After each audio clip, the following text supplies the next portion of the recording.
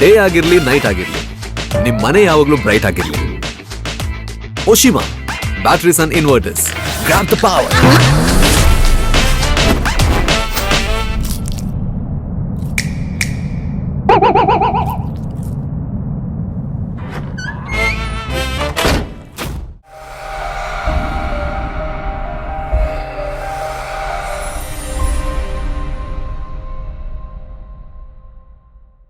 ಸ್ಪಂದನ ಟಿವಿಯ ಎಲ್ಲ ವೀಕ್ಷಕರಿಗೆ ನಮಸ್ಕಾರ.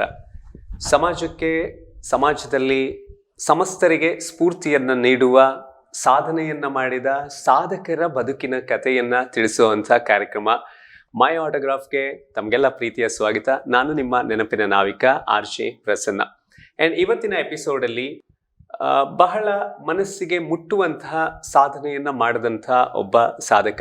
ನಾವು ಶ್ರೀಮಂತರ ಬಗ್ಗೆ ಹೇಳ್ತೀವಿ. ಈ ಶ್ರೀಮಂತಿಕೆಯನ್ನು ಅಳೆಯೋದು ಅಂತ ಹೇಳಿದಾಗ ದೊಡ್ಡ ಬಂಗ್ಲೆ, ದೊಡ್ಡ ದೊಡ್ಡ ಕಾರುಗಳು ಅಥವಾ ಬೇಕಾದಷ್ಟು ಪ್ರಾಪರ್ಟಿ ಅದೆಲ್ಲವನ್ನ ನೋಡಿ ಇವ್ರು ತುಂಬಾ ದೊಡ್ಡ ಶ್ರೀಮಂತರು ಅಂತ ನಾವು ಹೇಳ್ತೀವಿ. ಆದರೆ ನಿಜವಾದ ಶ್ರೀಮಂತ ಯಾರು ಅಂತ ಹೇಳಿದ್ರೆ ಬೇರೆಯವರ ಬಗ್ಗೆ ಪ್ರೀತಿ, ಕಾಳಜಿ, ಸಹಾನುಭೂತಿ, ಕರುಣೆ ಇದೆಲ್ಲ ಯಾರ ಹೃದಯದಲ್ಲಿ ತುಂಬಿಕೊಂಡಿರುತ್ತೆ ಅವ್ರಿಗಿಂತ ದೊಡ್ಡ ಶ್ರೀಮಂತ ಪ್ರಪಂಚದಲ್ಲಿ ಯಾರೂ ಇರೋದಕ್ಕೆ ಸಾಧ್ಯ ಇಲ್ಲ. ಆ್ಯಂಡ್ ಅಂತಹ ಒಬ್ಬ ವ್ಯಕ್ತಿ ಇವತ್ತು ನನ್ನ ಜೊತೆಗಿದ್ದಾರೆ. ಬೆಳ್ತಂಗಡಿ ತಾಲೂಕಿನ ನೆರಿಯ ಗ್ರಾಮದ ಗಂಡಿ ಬಾಗಿಲು ಅನ್ನುವಂಥ ಒಂದು ಕುಗ್ರಾಮ. ಬಹಳಷ್ಟು ವರ್ಷಗಳ ಹಿಂದೆ ಬಹಳ ಕುಗ್ರಾಮ, ಏನು ಸೌಲಭ್ಯ ಇಲ್ದಿರೋಂಥ ಒಂದು ಜಾಗ. ಇವತ್ತು ನೂರಾರು ಜನ ಮಾನಸಿಕ ಅಸ್ವಸ್ಥತೆಗೆ ಒಳಗಾದಂಥ ಜೀವಗಳಿಗೆ ಬದುಕನ್ನು ಕಲ್ಪಿಸಿಕೊಡುವಂಥ, ಅವರ ಬದುಕನ್ನು ಬೆಳಗಿಸುವಂಥ ಒಂದು ಕೆಲಸ ಇಲ್ಲಿ ನಡೀತಾ ಇದೆ. ಆ್ಯಂಡ್ ನಾನಿವತ್ತು ಬಂದಿರೋದು ಆ್ಯಂಡ್ ಇವತ್ತು ನನ್ನ ಜೊತೆಗಿದ್ದಾರೆ ಸಿಯೋನ್ ಆಶ್ರಮ ಹೆಸರನ್ನ ನೀವು ಕೇಳಿರಬಹುದು.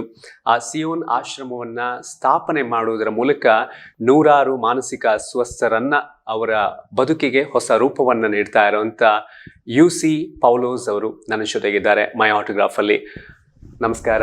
ನಮಸ್ಕಾರ. ಪ್ರೀತಿಯ ಸ್ವಾಗತ. ನಿಮಗೂ ಕೂಡ ಒಬ್ಬ ಸ್ವಾಗತ. ಒಳ್ಳೆಯ ಹೃದಯವಂತ ವ್ಯಕ್ತಿಯ ಜೊತೆಗಿನ ಮಾತುಕತೆ ಇವತ್ತಿನ ಎಪಿಸೋಡ್ ಅಲ್ಲಿ. ಈ ಸಿಯೋನ್ ಆಶ್ರಮ ಅಂತ ಹೇಳಿದಾಗ ಸಾಮಾನ್ಯವಾಗಿ ನಮ್ಗೆ ಒಂದು ಯೋಚನೆ ಬರುತ್ತೆ, ಈ ಆಶ್ರಮ ಇದೆಲ್ಲ ಮಾಡ್ಬೇಕು ಅಂತ ಹೇಳಿದ್ರೆ ಅಷ್ಟು ಪರೋಪಕಾರ ಅಥವಾ ಕಾಳಜಿ ಇದ್ದಂಥ ಮನಸ್ಸುಗಳು ಮಾತ್ರ. ಯಾಕಂದ್ರೆ ನಿಮ್ಮ ಆಶ್ರಮದಲ್ಲಿ ಒಂದು ರೌಂಡ್ ಹೊಡೆದಾಗ ನನಗೆ ಅನ್ನಿಸ್ತು, ಈಗ ಮನೆಯಲ್ಲಿ ಒಂದು 4 ಜನ ಮಕ್ಕಳಿದ್ರೆ ಆ ಮಕ್ಕಳ ಕೆಲಸ ಮಾಡೋದ್ರಲ್ಲೇ ಪೇರೆಂಟ್ಸ್ಗೆ ಸಾಕಾಗಿ ಹೋಗುತ್ತೆ ಅಂತ ಕೆಲವರು ಹೇಳ್ತಾರೆ. ಅಂಥದ್ರಲ್ಲಿ ನಾವು ಹೇಳಿದ ಅವ್ರಿಗೆ ಅರ್ಥ ಆಗಲ್ಲ, ಕೆಲವೊಮ್ಮೆ ಅವ್ರು ಏನ್ ಮಾಡ್ತಾರೆ ಅನ್ನೋದೇ ಅವ್ರಿಗೆ ಗೊತ್ತಿಲ್ಲದೆ ಇದ್ದಂಥ ಮನಸ್ಥಿತಿ. ಅಂಥವ್ರನ್ನ ಆರೈಕೆ ಮಾಡಿ ಅವ್ರ ಜೊತೆಗೆ ಕ್ಷಣಗಳನ್ನ ಕಳೆಯುವಂಥದ್ದು, ಇದೆಲ್ಲ ಹೇಗ್ ಸಾಧ್ಯ ಆಯ್ತು, ಇದೆಲ್ಲ ಮಾತಾಡ್ಬೇಕು. ಅದಕ್ಕೂ ಮುಂಚೆ UC ಪೌಲೋಸ್ ಅವರ ಒಂದು ಜೀವನ ಎಲ್ಲಿಂದ ಶುರುವಾಯಿತು, ಎಲ್ಲಿ ಹುಟ್ಟಿದ್ರಿ, ಯಾವ ತರ ನಿಮ್ಮ ಒಂದು ಬಾಲ್ಯದ ಜೀವನ ಇತ್ತು? ಸರಿ, ಪ್ರಿಯ ಸಂದರ್ಶಕರೇ, ನನ್ನ ಹುಟ್ಟು ನಿಜವಾಗಿ ಹೇಳಿದರೆ ಕೇರಳ ಮೂಕನ್ನೂರು ಎಂಬ ಪ್ರದೇಶ. ನಾನು ನಿಜವಾಗಲೂ ನನ್ನ ತಂದೆ ತಾಯಿ ಜೊತೆಯಲ್ಲಿ 1952ನೇ ಇಸವಿಯಲ್ಲಿ ಇದೇ ಈ ಮಂಗಳೂರು ಜಿಲ್ಲೆ ಬೆಳ್ತಂಗಡಿ ತಾಲೂಕು ಈ ನೆರಿಯ ಗ್ರಾಮದ ಗಂಡಿ ಬಾಗಿಲಿಗೆ ಬಂದಿದೆ. ಬರುವಾಗ ನನಗೆ ಅವಾಗ 3 ತಿಂಗಳು ಮಗು. ನಾನು ನನ್ನದು ವಿದ್ಯಾಭ್ಯಾಸ ಏನೂ ಇಲ್ಲ, ಆದರೆ ಇದೇ ಗಂಡಿ ಬಾಗಿಲಲ್ಲಿ ಕೇವಲ 4ನೇ ಕ್ಲಾಸು ಕನ್ನಡ ಮೀಡಿಯಮಲ್ಲಿ ಓದಿದ್ದೇನೆ.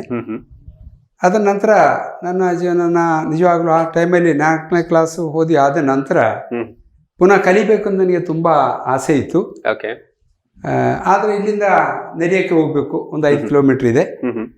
ಆ ಕಾಲದಲ್ಲಿ ಒಂದು 5 ರೂಪಾಯಿ ಬೇಕಿತ್ತು ನಮಗೆ ಸ್ಕೂಲಿಗೆ ಪುಸ್ತಕ, ಡ್ರೆಸ್ಸು, ಕೊಡೆ ಇಂಥದೆಲ್ಲ ಪರ್ಚೇಸ್ ಮಾಡಲಿಕ್ಕೆ.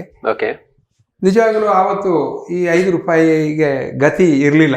ನಮ್ಮ ತಂದೆಗೆ ಹುಷಾರಿರಲಿಲ್ಲ, ತಾಯಿಗೆ ಹುಷಾರಿರಲಿಲ್ಲ, ಹಾಗೆ ಭಾಳ ಕಷ್ಟದಲ್ಲಿತ್ತು.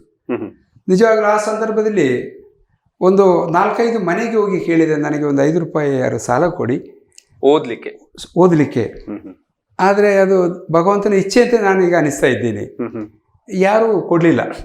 ಅಲ್ಲಿಗೆ ನನ್ನ ವಿದ್ಯಾಭ್ಯಾಸ ಬ್ರೇಕ್ ಆಯಿತು. ಅದರ ನಂತರ ಮತ್ತೆ ಮನೆಯಲ್ಲಿ ತಂದೆ ತಾಯಿಯರ ಜೊತೆಯಲ್ಲಿ ಇದ್ದೆ. ಏನೋ ನಿಜವಾಗ್ಲೂ ಆ ಸಮಯದಲ್ಲಿ ಕೂಲಿ ಕೆಲಸಕ್ಕೆ ಹೋಗ್ತಿದ್ದೆ. ಆ ಸಂದರ್ಭದಲ್ಲಿ ಇವತ್ತಿನ ಲೆಕ್ಕ ಹೇಳಿದರೆ ಒಂದು ದಿವಸಕ್ಕೆ 75 ಪೈಸೆ ಸಂಬಳ. ಆಣೆ ಆವತ್ತು ಆ ಕಾಲದಲ್ಲಿ ಆಣೆ ರೂಪಾಯಿದು ಟೈಮು, 16 ಆಣೆಗೆ 1 ರೂಪಾಯಿ. ಆಗ 75 ಅಂದರೆ 12 ಆಣೆ ನನಗೆ ಇದು ಸಾಮಾನ್ಯ ಒಂದು 60-65ರ ದಶಕ.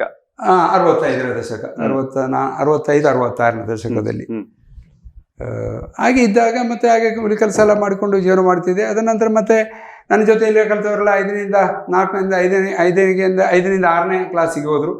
ಮತ್ತೆ 2ನೇ ವರ್ಷ ಬಂದ ತಂದೆಯವರು ಇನ್ನು ನೀನು ಹೋಗು ಶಾಲೆಗೆ ಅಂತ ಹೇಳಿದ್ರು. ಆಗ ನಾನು ಹೇಳಿದೆ, ಇಲ್ಲ, ನನ್ನ ಜೊತೆಯಲ್ಲಿ ಕಲಿತವರು ಮೇಲೆ ಕ್ಲಾಸಿಗೆ ಹೋಗಿದ್ದಾರೆ, ಇನ್ನು ಅವ್ರ ಕೆಳಗೆ ಹೋಗಿ ನಾನು ಕಲೀಲಿಕ್ಕಿಲ್ಲ ಅಂತ ಹೇಳ್ಕೊಂಡು ಹಾಗೆ ಮತ್ತೆ ಹೋಗಲಿಲ್ಲ. ಆಗ ನನ್ನ ವಿದ್ಯಾಭ್ಯಾಸ ಕಟ್ಟಾಯಿತು. ಅದನ್ನಂತರ ಚರ್ಚಿಗೆಲ್ಲ ಹೋಗ್ತಾ ಇದ್ದ ಟೈಮಲ್ಲಿ ಅವಾಗಿನ ಒಂದು ಫಾದರ್ ಇಲ್ಲಿದ್ರು, ಫಾದರ್ ದೇವಸ್ಯ ಅಂತ ಹೇಳ್ಕೊಂಡು. ಅವರು ಆ ಫಾದರು ಈ ಬಡವರ ಮನೆಗೆ, ಶ್ರೀಮಂತರ ಮನೆಗೆ ಎಲ್ಲ ಕಡೆ ಹೋಗ್ತಾ ಇದ್ರು. ಹೋಗಿ ಆ ಬಡವರದು ಕಷ್ಟ ಎಲ್ಲ ನೋಡಿಕೊಂಡು ಶ್ರೀಮಂತರ ಮನೆಯಲ್ಲಿ ಹೋಗಿ ಹೇಳ್ತಾರೆ, ಇಂಥವ್ರ ಮನೆಯಿಂದ ಕಷ್ಟ ಇದೆ, ಅವ್ರಿಗೆ ಏನೋ ಸ್ವಲ್ಪ ಅಕ್ಕಿ ಹಳೆ ಬಟ್ಟೆ ಎಲ್ಲ ಸಿಗುತ್ತೆ, ಇವರು ನಾನು ಒಟ್ಟಿಗೆ ಇದನ್ನು ತಗೊಂಡೋಗಿ ಬಡವರ ಮನೆಗೆ ಕೊಡ್ತಿದ್ದೆ. ಆವಾಗ ನನಗೆ ಒಂದು ಅನಿಸಿತು, ನನಗೆ ಒಂದು ಗುರು ಆಗಬೇಕು, ಗುರು ಆದರೆ ಇಂಥ ಬಡವರ ಸೇವೆ ಮಾಡ್ಬೋದು ಅಂತ.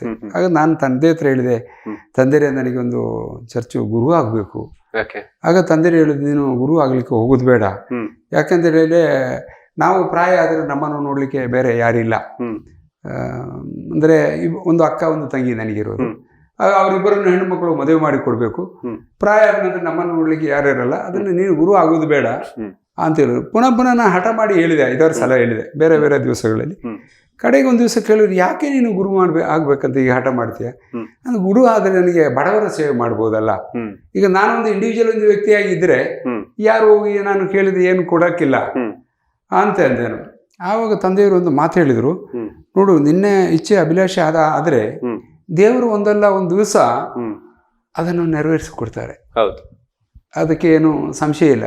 ಅದಕ್ಕೆ ಬಡವರ ಸೇವೆ ಮಾಡಬೇಕಾದ್ರೆ ಗುರು ಆಗಬೇಕು, ಚರ್ಚೆಯಲ್ಲಿ ಇರಬೇಕು ಅಂತ ಏನಿಲ್ಲ. ದೇವ್ರ ಇಚ್ಛೆ ಆದರೆ ದೇವ್ರು ನೆರವೇರಿಸ್ಕೊಡ್ತಾರೆ. ಹೌದು, ಅದಕ್ಕೆ ದೇವರಿಂದು ಟೈಮ್ ಇದೆ, ಅದು ನಾವು ಕಾಯ್ಬೇಕಾಗತ್ತೆ ಅಂತ ಹೇಳುದು. ನಿಜವಾಗ ಅವತ್ತು ಹೇಳಿದ್ದು ನಾನು ಎಕ್ಸ್ಪೆಕ್ಟ್ ಮಾಡಲಿಲ್ಲ. ಇವತ್ತು ಅದು ನಾನು 100ಕ್ಕೆ 100 ಹಿರಿಯರ ಮಾತು ಎಷ್ಟು, ಅದರ ಆಶೀರ್ವಾದ ಏನೆಂಬುದನ್ನು ಈಗ ನಾನು ಅರ್ಥ ಮಾಡಿಕೊಳ್ತಾ ಇದ್ದೇನೆ. ನಿಜವಾಗ್ಲೂ ಹೇಳಿದ್ರೆ ನಾನು ಗುರು ಆಗಿಲ್ಲ, ಚರ್ಚೆಗೆ ಹೋಗ್ಲಿಲ್ಲ ಅನ್ನುವಂಥ ಒಂದು ಪದವಿ ಅಥವಾ ದೀಕ್ಷೆ ಮಾಡೋಕ್ಕಿಂತಲೂ ನಾನು ಅವನನ್ನು ಕೀಳುಮಟ್ಟಿಗೆ ತರ್ತಾ ಇಲ್ಲ. ಆದರೂ ನನ್ನ ಇಚ್ಛೆ ಏನಿದೆ, ಅಭಿಲಾಷೆ ಏನಿದೆಯೋ ಅದನ್ನು ಎತ್ತುವ ಬಡವರ ಸೇವೆ ಮಾಡುವಂಥ ಕೆಲಸವನ್ನು ದೇವರು ನನಗೆ ಕೊಟ್ಟಿದ್ದಾರೆ. ಖಂಡಿತವಾಗ್ಲೂ ಕೂಡ ನಾವೆಲ್ಲ ಒಂದು ಕಡೆ ಈ ಬೇರೆ ಬೇರೆ ರೀತಿಯಲ್ಲಿ ದೇವರ ಸೇವೆಯನ್ನ ಮಾಡ್ತೀವಿ, ಅದಕ್ಕೋಸ್ಕರ ತುಂಬಾ ಹಣ ಖರ್ಚು ಮಾಡ್ತೀವಿ. ಆದ್ರೆ ಅದೆಲ್ಲದಕ್ಕಿಂತ ಜಾಸ್ತಿ ಪುಣ್ಯದ ಸಂಪಾದನೆ ಅಥವಾ ನಮ್ಗೇನಾದ್ರೂ ಒಂದು ಆತ್ಮತೃಪ್ತಿ ಅಂತ ಸಿಕ್ಕಿದ್ರೆ ಬಡವರ ಸೇವೆ ಮಾಡೋದು ಅನ್ನುವಂಥದ್ದನ್ನ ನೀವು ಅರ್ಥ ಮಾಡ್ಕೊಂಡ್ರಿ ನಿಮ್ಮ ಜೀವನದ ಹಂತಗಳಲ್ಲಿ. ನಾವೀಗ ನಿಮ್ಮ ಬಾಲ್ಯದಿಂದ ನೇರವಾಗಿ ಸಿಯೋನ್ ಆಶ್ರಮಕ್ಕೆ ಬರೋದಾದ್ರೆ 20 ವರ್ಷದ ಹಿಂದೆ ಒಂದು ಆಶ್ರಮ ಮಾಡ್ಬೇಕು ಅನ್ನುವಂಥ ಒಂದು ಕಲ್ಪನೆ, ನಾನೊಂದು ಆಶ್ರಮ, ಈಗ ನೀವು ಬೇರೆ ಬೇರೆ ಕಡೆಗೆ ಹೋಗಿ ಸಮಾಜ ಸೇವೆ ಮಾಡ್ತಾ ಇದ್ರಿ, ಈ ರೀತಿಯಾದಂತ ಒಂದು ಆಶ್ರಮ ಮಾಡ್ಬೇಕು, ಅದು ಕೂಡ ಈ ಮಾನಸಿಕ ಅಸ್ವಸ್ಥರನ್ನ ಅವರಿಗೆ ಪುನರ್ವಸತಿಯನ್ನ ನೀಡುವಂತ ಒಂದು ಈ ಪ್ರೇರಣೆ ಹೇಗ್ ಸಿಕ್ತು? ಯಾವ ಒಂದು ಸಂದರ್ಭ ಭಾವನಾತ್ಮಕವಾಗಿ ನಿಮ್ಮನ್ನ ಬದಲಾಯಿಸ್ತು? ಹೇಳ್ತೀನಿ ಆ ವಿಷಯ. ನಾನು 1999ನೇ ಇಸವಿ ಮಾರ್ಚ್ ತಿಂಗಳಲ್ಲಿ ನಾನು ಪಾಲಕ್ಕಾಡ್ ಎಂಬ ಪ್ರದೇಶಕ್ಕೆ ಹೋಗಿದ್ದೆ, ಕೇರಳ. ನನಗೆ ಅಲ್ಲಿ ಸ್ವಲ್ಪ ನಂದು ಬಿಸ್ನೆಸ್ ಪರ್ಪಸ್ ಇತ್ತು, ಅದಕ್ಕೋಸ್ಕರ ಹೋಗಿದ್ದು. ಅದು ಅಲ್ಲ ಆದ ನಂತರ ನಾನು ಮಂಗಳೂರಿಗೆ ಬರುವ ರೈಲಿಗೆ ಅಂತ ಟಿಕೆಟ್ ತಗೊಂಡು ಅಲ್ಲಿ ರೈಲು ಕಾದು ಕೂತಿದ್ದೆ ರೈಲ್ವೆ ಸ್ಟೇಷನಲ್ಲಿ. ರೈಲು ಬರಲಿಕ್ಕೆ ಒಂದು 2 ಗಂಟೆ ಟೈಮ್ ಇತ್ತು. ಆ ಸಂದರ್ಭದಲ್ಲಿ ಕಂಡ ದೃಶ್ಯ ಏನಂತ ಹೇಳಿದರೆ, ನಮ್ಮಂಥವರು ತಿಂದು ಉಳಿದ ಹೆಂಜಲನ್ನು ಕೆಳಗೆ ಆ ಪ್ಲಾಟ್ಫಾರ್ಮಿಗೆ ಹಾಕ್ತೀವಿ. ಅಲ್ಲಿ ಹಾಕಿದ ಕೂಡಲೇ ಅದರಲ್ಲಿ ಬದಿಯಲ್ಲಿ ಡ್ರೈನೇಜಲ್ಲಿ ಕಪ್ಪು, ಹೇಲು, ಮೂತ್ರ ಹರಿಯುತ್ತಾ ಇದೆ. ಇವತ್ತೆಲ್ಲ ನಮ್ಮ ರೈಲ್ವೆ ಸ್ಟೇಷನ್ ಎಲ್ಲ ತುಂಬಾ ಉತ್ತಮವಾಗಿದೆ, ತುಂಬಾ ಕ್ಲೀನ್ ಇದೆ. ಅವತ್ತದಲ್ಲ, ಎಲ್ಲ ಅದರಲ್ಲಿ ರೈಲ್ವೆ ಪಟ್ಟಿಯಲ್ಲಿ ಹೇಲು ಮಾಡುವುದು ಆ ರೀತಿಯಲ್ಲಿ ಇತ್ತು. ನಿಜವಾಗ್ಲೂ ಆ ವಿಷಯದಲ್ಲಿ ನಮ್ಮ ಸದಾನಂದ ಗೌಡರನ್ನು ನಾವು ಯಾವಾಗಲೂ ನೆನೆಸಬೇಕು, ಹೊಗಳಬೇಕು. ಅವರು ರೈಲ್ವೆ ಮಿನಿಸ್ಟರ್ ಆದ ಆ ಸಂದರ್ಭದಲ್ಲಿ ಆ ವ್ಯವಸ್ಥೆಯನ್ನೇ ಬೇರೆ ಚೇಂಜ್ ಮಾಡಿ ರೈಲ್ವೆ ಸ್ಟೇಷನ್ಗೆ ಒಂದು ಒಳ್ಳೆಯ ವ್ಯವಸ್ಥೆ, ಸ್ವಚ್ಛವಾದ ಒಂದು ವ್ಯವಸ್ಥೆಯನ್ನು ಮಾಡಿದ್ದಾರೆ. ಇದರಲ್ಲಿ ಬಿದ್ದ ಆ ಹೆಂಜಲನ್ನು ಒಂದು ಕಡೆಯಿಂದ ಈ ಮಾನಸಿಕ ರೋಗಿಗಳು ತಿಂತಾರೆ, ಇನ್ನೊಂದು ಕಡೆ ನಾಯಿ ತಿಂತಾ ಇದೆ. ಈ 2 ದೃಶ್ಯ ನೋಡಿದಾಗ ನನಗೆ ತಡೀಲಿಕ್ಕಾಗಿಲ್ಲ. ನಾನು ಕೂಗಿಬಿಟ್ಟೆ, ಓ ದೇವರ, ಎಷ್ಟು ಕಷ್ಟದಲ್ಲಿ ಇವರು ಜೀವನ ಮಾಡ್ತಾರೆ. ದೇವರು ಇಷ್ಟೆಲ್ಲ ಸೌಕರ್ಯ ಅನುಕೂಲ ಎಲ್ಲ ನಮ್ಗೆ ಕೊಟ್ಟಿದೆ, ಆದರೆ ಇನ್ನೂ ನಮಗೆ ನೆಮ್ಮದಿ ಇಲ್ಲ, ಇನ್ನೂ ಬೇಕು ಸಾಕು ಎಂಬುದು ಇಲ್ಲ. ನಾಳೆ ಒಂದು ವೇಳೆ ಇದೇ ಪರಿಸ್ಥಿತಿ ಒಂದು ವೇಳೆ ನನಗೆ ಅಥವಾ ನನ್ನ ಹೆಂಡತಿ ನನ್ನ ಮಕ್ಕಳಿಗೆ ಯಾಕೆ ಬರಬಾರ್ದು ಬಂದರೆ ನನ್ನ ಹೆಂಡತಿ ಮಕ್ಕಳಿಗೆ ಬಂದರೆ ನನಗೆ ತಡಿಲಿಕ್ಕಾಗಲ್ಲ, ನನಗೆ ಬಂದರೆ ನನಗೆ ಗೊತ್ತಾಗೋದಿಲ್ಲ, ಬಿಡಿಸ ಬಿಡಿ ಅಂತ ಅನಿಸ್ಕೊಂಡು ಬಹಳ ದುಃಖದಲ್ಲಿ ನಿಜವಾಗ್ಲೂ ನಾನು ಹತ್ತು ಅಲ್ಲಿ ಕೂತು ಹೀಗೆ ಸ್ವಂತ ಮನಸ್ಸಲ್ಲಿ ಪ್ರಾರ್ಥನೆ ಮಾಡಿಕೊಂಡಿದ್ದೆ. ಅಯ್ಯೋ ದೇವರೇ, ಎಂತ ಮಾಡೋದು ಇವರಿಗೋಸ್ಕರ, ಏನು ಮಾಡೋದು? ಕಡೆಗೆ ನನ್ನ ಮನಸ್ಸಿಗೆ ಅನಿಸಿತು, ಸರಿ ಇನ್ನು ಮುಂದಕ್ಕೆ ಇವರ ಸೇವೆ ಮಾಡುವ ಅಂತ ಒಂದು ಪ್ರತಿಜ್ಞೆ ಮಾಡಿದೆ. ಪ್ರತಿಜ್ಞೆ ಮಾಡಿ ಅಂತ ನನಗೆ ಹೆಂಡತಿ ಇದೆ, ಮಕ್ಕಳಿದ್ದಾರೆ, ಇವರ ಹತ್ರ ಎಲ್ಲ ಅನುಮತಿ ಪಡ್ಕೊಳ್ಳುವ ಒಂದು ಕುಟುಂಬಸ್ಥ. ಹಾಗೆ ಮಾರನೇ ದಿವಸ ಮನೆಗೆ ಬಂದು ನನ್ನ ಪತ್ನಿ ಹತ್ರ ಈ ವಿಷಯವನ್ನು ನಾನು ಶೇರ್ ಮಾಡಿದೆ. ನನ್ನ ಪತ್ನಿ ಹೆಸರು ಮೇರಿ ಅಂತೆ. ಆಗ ಹಂಚಿಕೊಂಡಾಗ ಅವ್ರು ಹೇಳಿದ್ರು, ಆಯ್ತು ಒಳ್ಳೆ ಕೆಲಸ ನಾವು ಮಾಡುವ, ಆದರೆ ಇಷ್ಟು ಬೇಗ ಬೇಕಾ ನಮಗೆ, ಸ್ವಲ್ಪ ಸಮಯ ನಂತರ ಸಾಕು, ಒಂದಷ್ಟು ಆರ್ಥಿಕವಾಗಿ ಬೆಳಿಬೇಕು ಒಂದು. ಅದು ಮಾತ್ರವಲ್ಲದೆ ನನ್ನ ಮಕ್ಕಳೆಲ್ಲರೂ ಕಲಿತಾ ಇದ್ದಾಳೆ. ದೊಡ್ಡವಳು ಆಗ MSc ಹಾಸ್ಪಿಟಲೇಷನ್ MSc ಮಾಡ್ತಾ ಇದ್ದಾಳೆ, ಮಗ PU ಮಾಡ್ತಾ ಇದ್ದಾನೆ, ಮತ್ತೆ ಇನ್ನೊಬ್ಳು 10th, ಇನ್ನೊಬ್ಳು 8th. ಆಗ 3 ಹೆಣ್ಣುಮಕ್ಕಳನ್ನು ಮದುವೆ ಮಾಡಿ ಕೊಡಬೇಕು, ಮಗನಿಗೆ ಮದುವೆ ಆಗಬೇಕು, ಇಂಥೆಲ್ಲ ಜವಾಬ್ದಾರಿಗೆ ನಮಗೆ ಸ್ವಲ್ಪ ಇದೆ. ಇದೆಲ್ಲ ನಾವು ಮುಗಿಸಿಕೊಂಡು ಮತ್ತೆ ಮಾಡಿದರೆ ಸಾಕಲ್ವಾ ಅಂತ ಕೇಳಿದರು. ಆವಾಗ ನಾನಂದೆ, ನೋಡಿ ದೇವರು ನಮಗೆ ಒಳ್ಳೆ ಕೆಲಸ ಮಾಡಲಿಕ್ಕೆ ಇವತ್ತು 1 ನಿಮಿಷ ಕೊಟ್ಟಿದ್ದಾರೆ, ಎಷ್ಟು ನಿಮಿಷ ಕೂಡ ನಮ್ದಲ್ಲ. ನಾವು ನಾಳೆ ಮಾಡುವಂತ ಹೇಳಿದ್ರೆ ಬಹುಶಃ ನಮಗೆ ಅವಕಾಶ ಸಿಗುತ್ತೆ ಇಲ್ಲ ನಮ್ಗೆ ಹೇಳೋಕ್ಕಾಗಲ್ಲ. ಮತ್ತು ಒಂದು ವೇಳೆ ನಮ್ಮ ಮಕ್ಕಳನ್ನೆಲ್ಲ ಕಲಿಸಿ ಒಳ್ಳೆ ಮಟ್ಟಕ್ಕೆ ಅವರು ನಾವು ಮಾಡುವಂತ ಹೇಳಿದ ನಂತರ ಆ ಮಕ್ಕಳಿಗೆ ಇದೇ ಪರಿಸ್ಥಿತಿ ಬಂದರೆ ನಮಗೆ ಮಾಡಲಿಕ್ಕಾಗತ್ತಾ, ತಡೆಯಲಿಕ್ಕಾಗತ್ತಾ, ಸಹಿಸಲಿಕ್ಕಾಗತ್ತಾ ಅಂತ ನಾನು ಕೇಳಿದೆ. ಆಯಿತು ನಿಮ್ಮ ಇಷ್ಟ, ನಂದು ಫುಲ್ಲು ಸಪೋರ್ಟ್ ಇದೆ, ಮಾಡಿದೆ ಅಂತ ಮಾಡುವ ಅಂತ ಹೇಳಿದರು. ಹಾಗೆ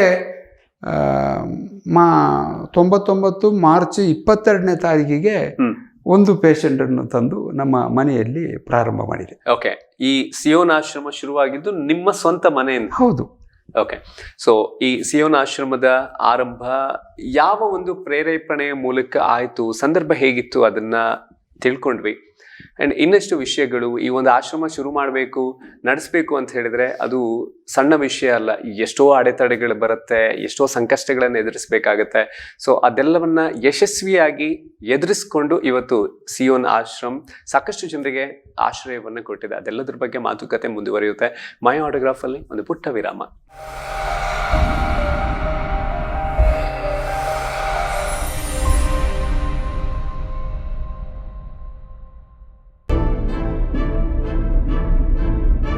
ಕೆಲವು ಹೆಮ್ಮೆಯ ಪದಗಳಿಗೂ ಮೀರಿತು.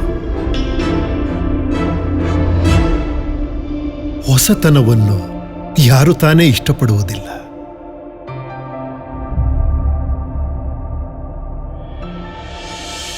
ನೀವು ನಡೆದಾಡುವ ದಾರಿ ನಿಮಗೆ ಆನಂದವನ್ನು ತಂದಾಗ,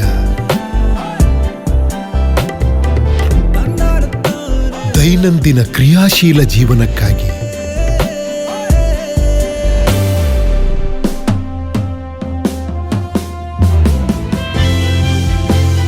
ಬಣ್ಣಗಳ ಸುಂದರ ಲೋಕದಲ್ಲಿ ನಮ್ಮ ಜೀವನದ ಕೆಲವು ಸಂಬಂಧಗಳು ಮಾತ್ರ ಯಾವಾಗ್ಲೂ ಜೊತೆಲೇ ಇರುತ್ತೆ.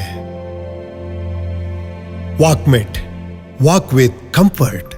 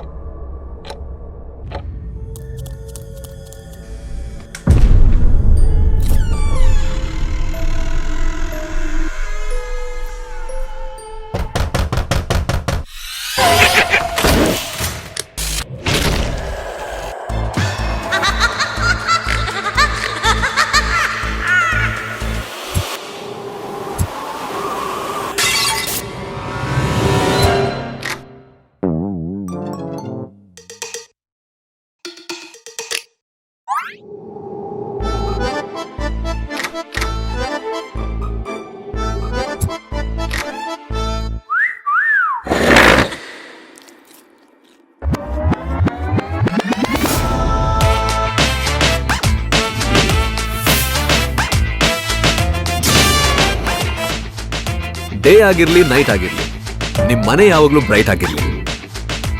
Oshima batteries and inverters, grab the power.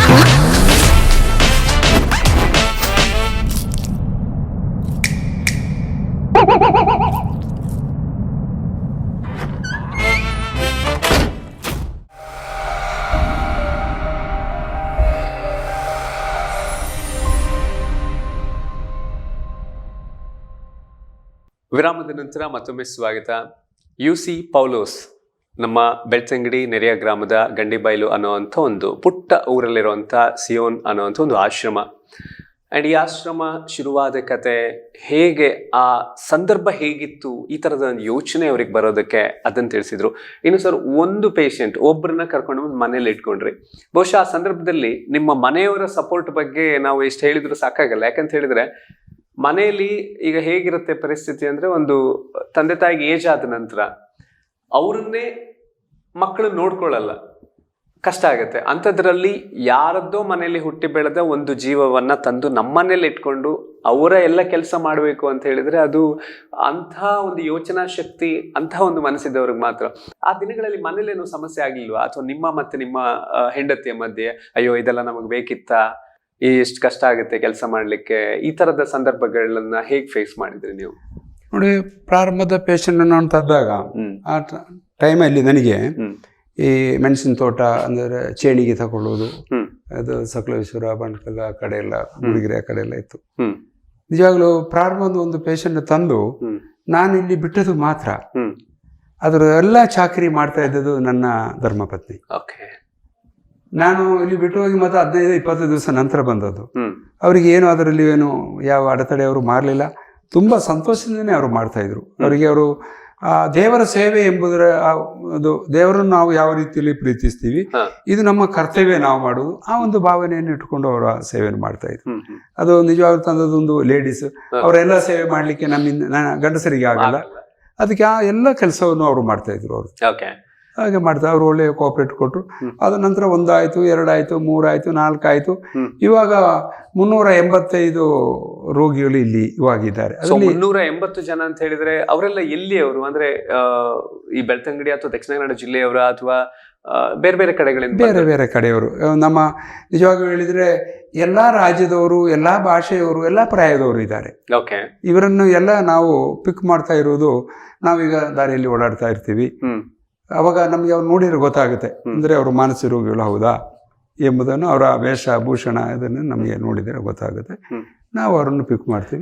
ಮತ್ತೆ ಹಲವಾರು ಸಂಘ ಸಂಸ್ಥೆಗಳು ಇವರನ್ನು ನೋಡಿದಾಗ ಒಂದಾರು ನಮಗೆ ಫೋನ್ ಮಾಡ್ತಾರೆ, ನಾವು ಹೋಗಿ ಕರ್ಕೊಂಡು ಬರ್ತೀವಿ. ಇಲ್ಲ ಕೆಲವು ಸಂಘ ಸಂಸ್ಥೆಗಳೆಲ್ಲ ಸೇರಿಕೊಂಡು ಅವರೇ ಅಲ್ಲಿಂದ ಬೇಕಾದ ವ್ಯವಸ್ಥೆಯನ್ನು ಮಾಡಿಕೊಂಡು ಅವ್ರನ್ನ ತಂದು ಇಲ್ಲಿ. ಈಗ ಈ ಆಶ್ರಮದಲ್ಲಿರುವಂತ ಇನ್ಮೇಟ್ಸ್ ಏನಿದ್ದಾರೆ, ಯಾರಿದ್ದಾರೆ, ಸೊ ಅವರಿಗೆ ಅವರ ಮನೆಯವರು ಅಂತ ಯಾರು ಇಲ್ವಾ? ಹೇಗೆ?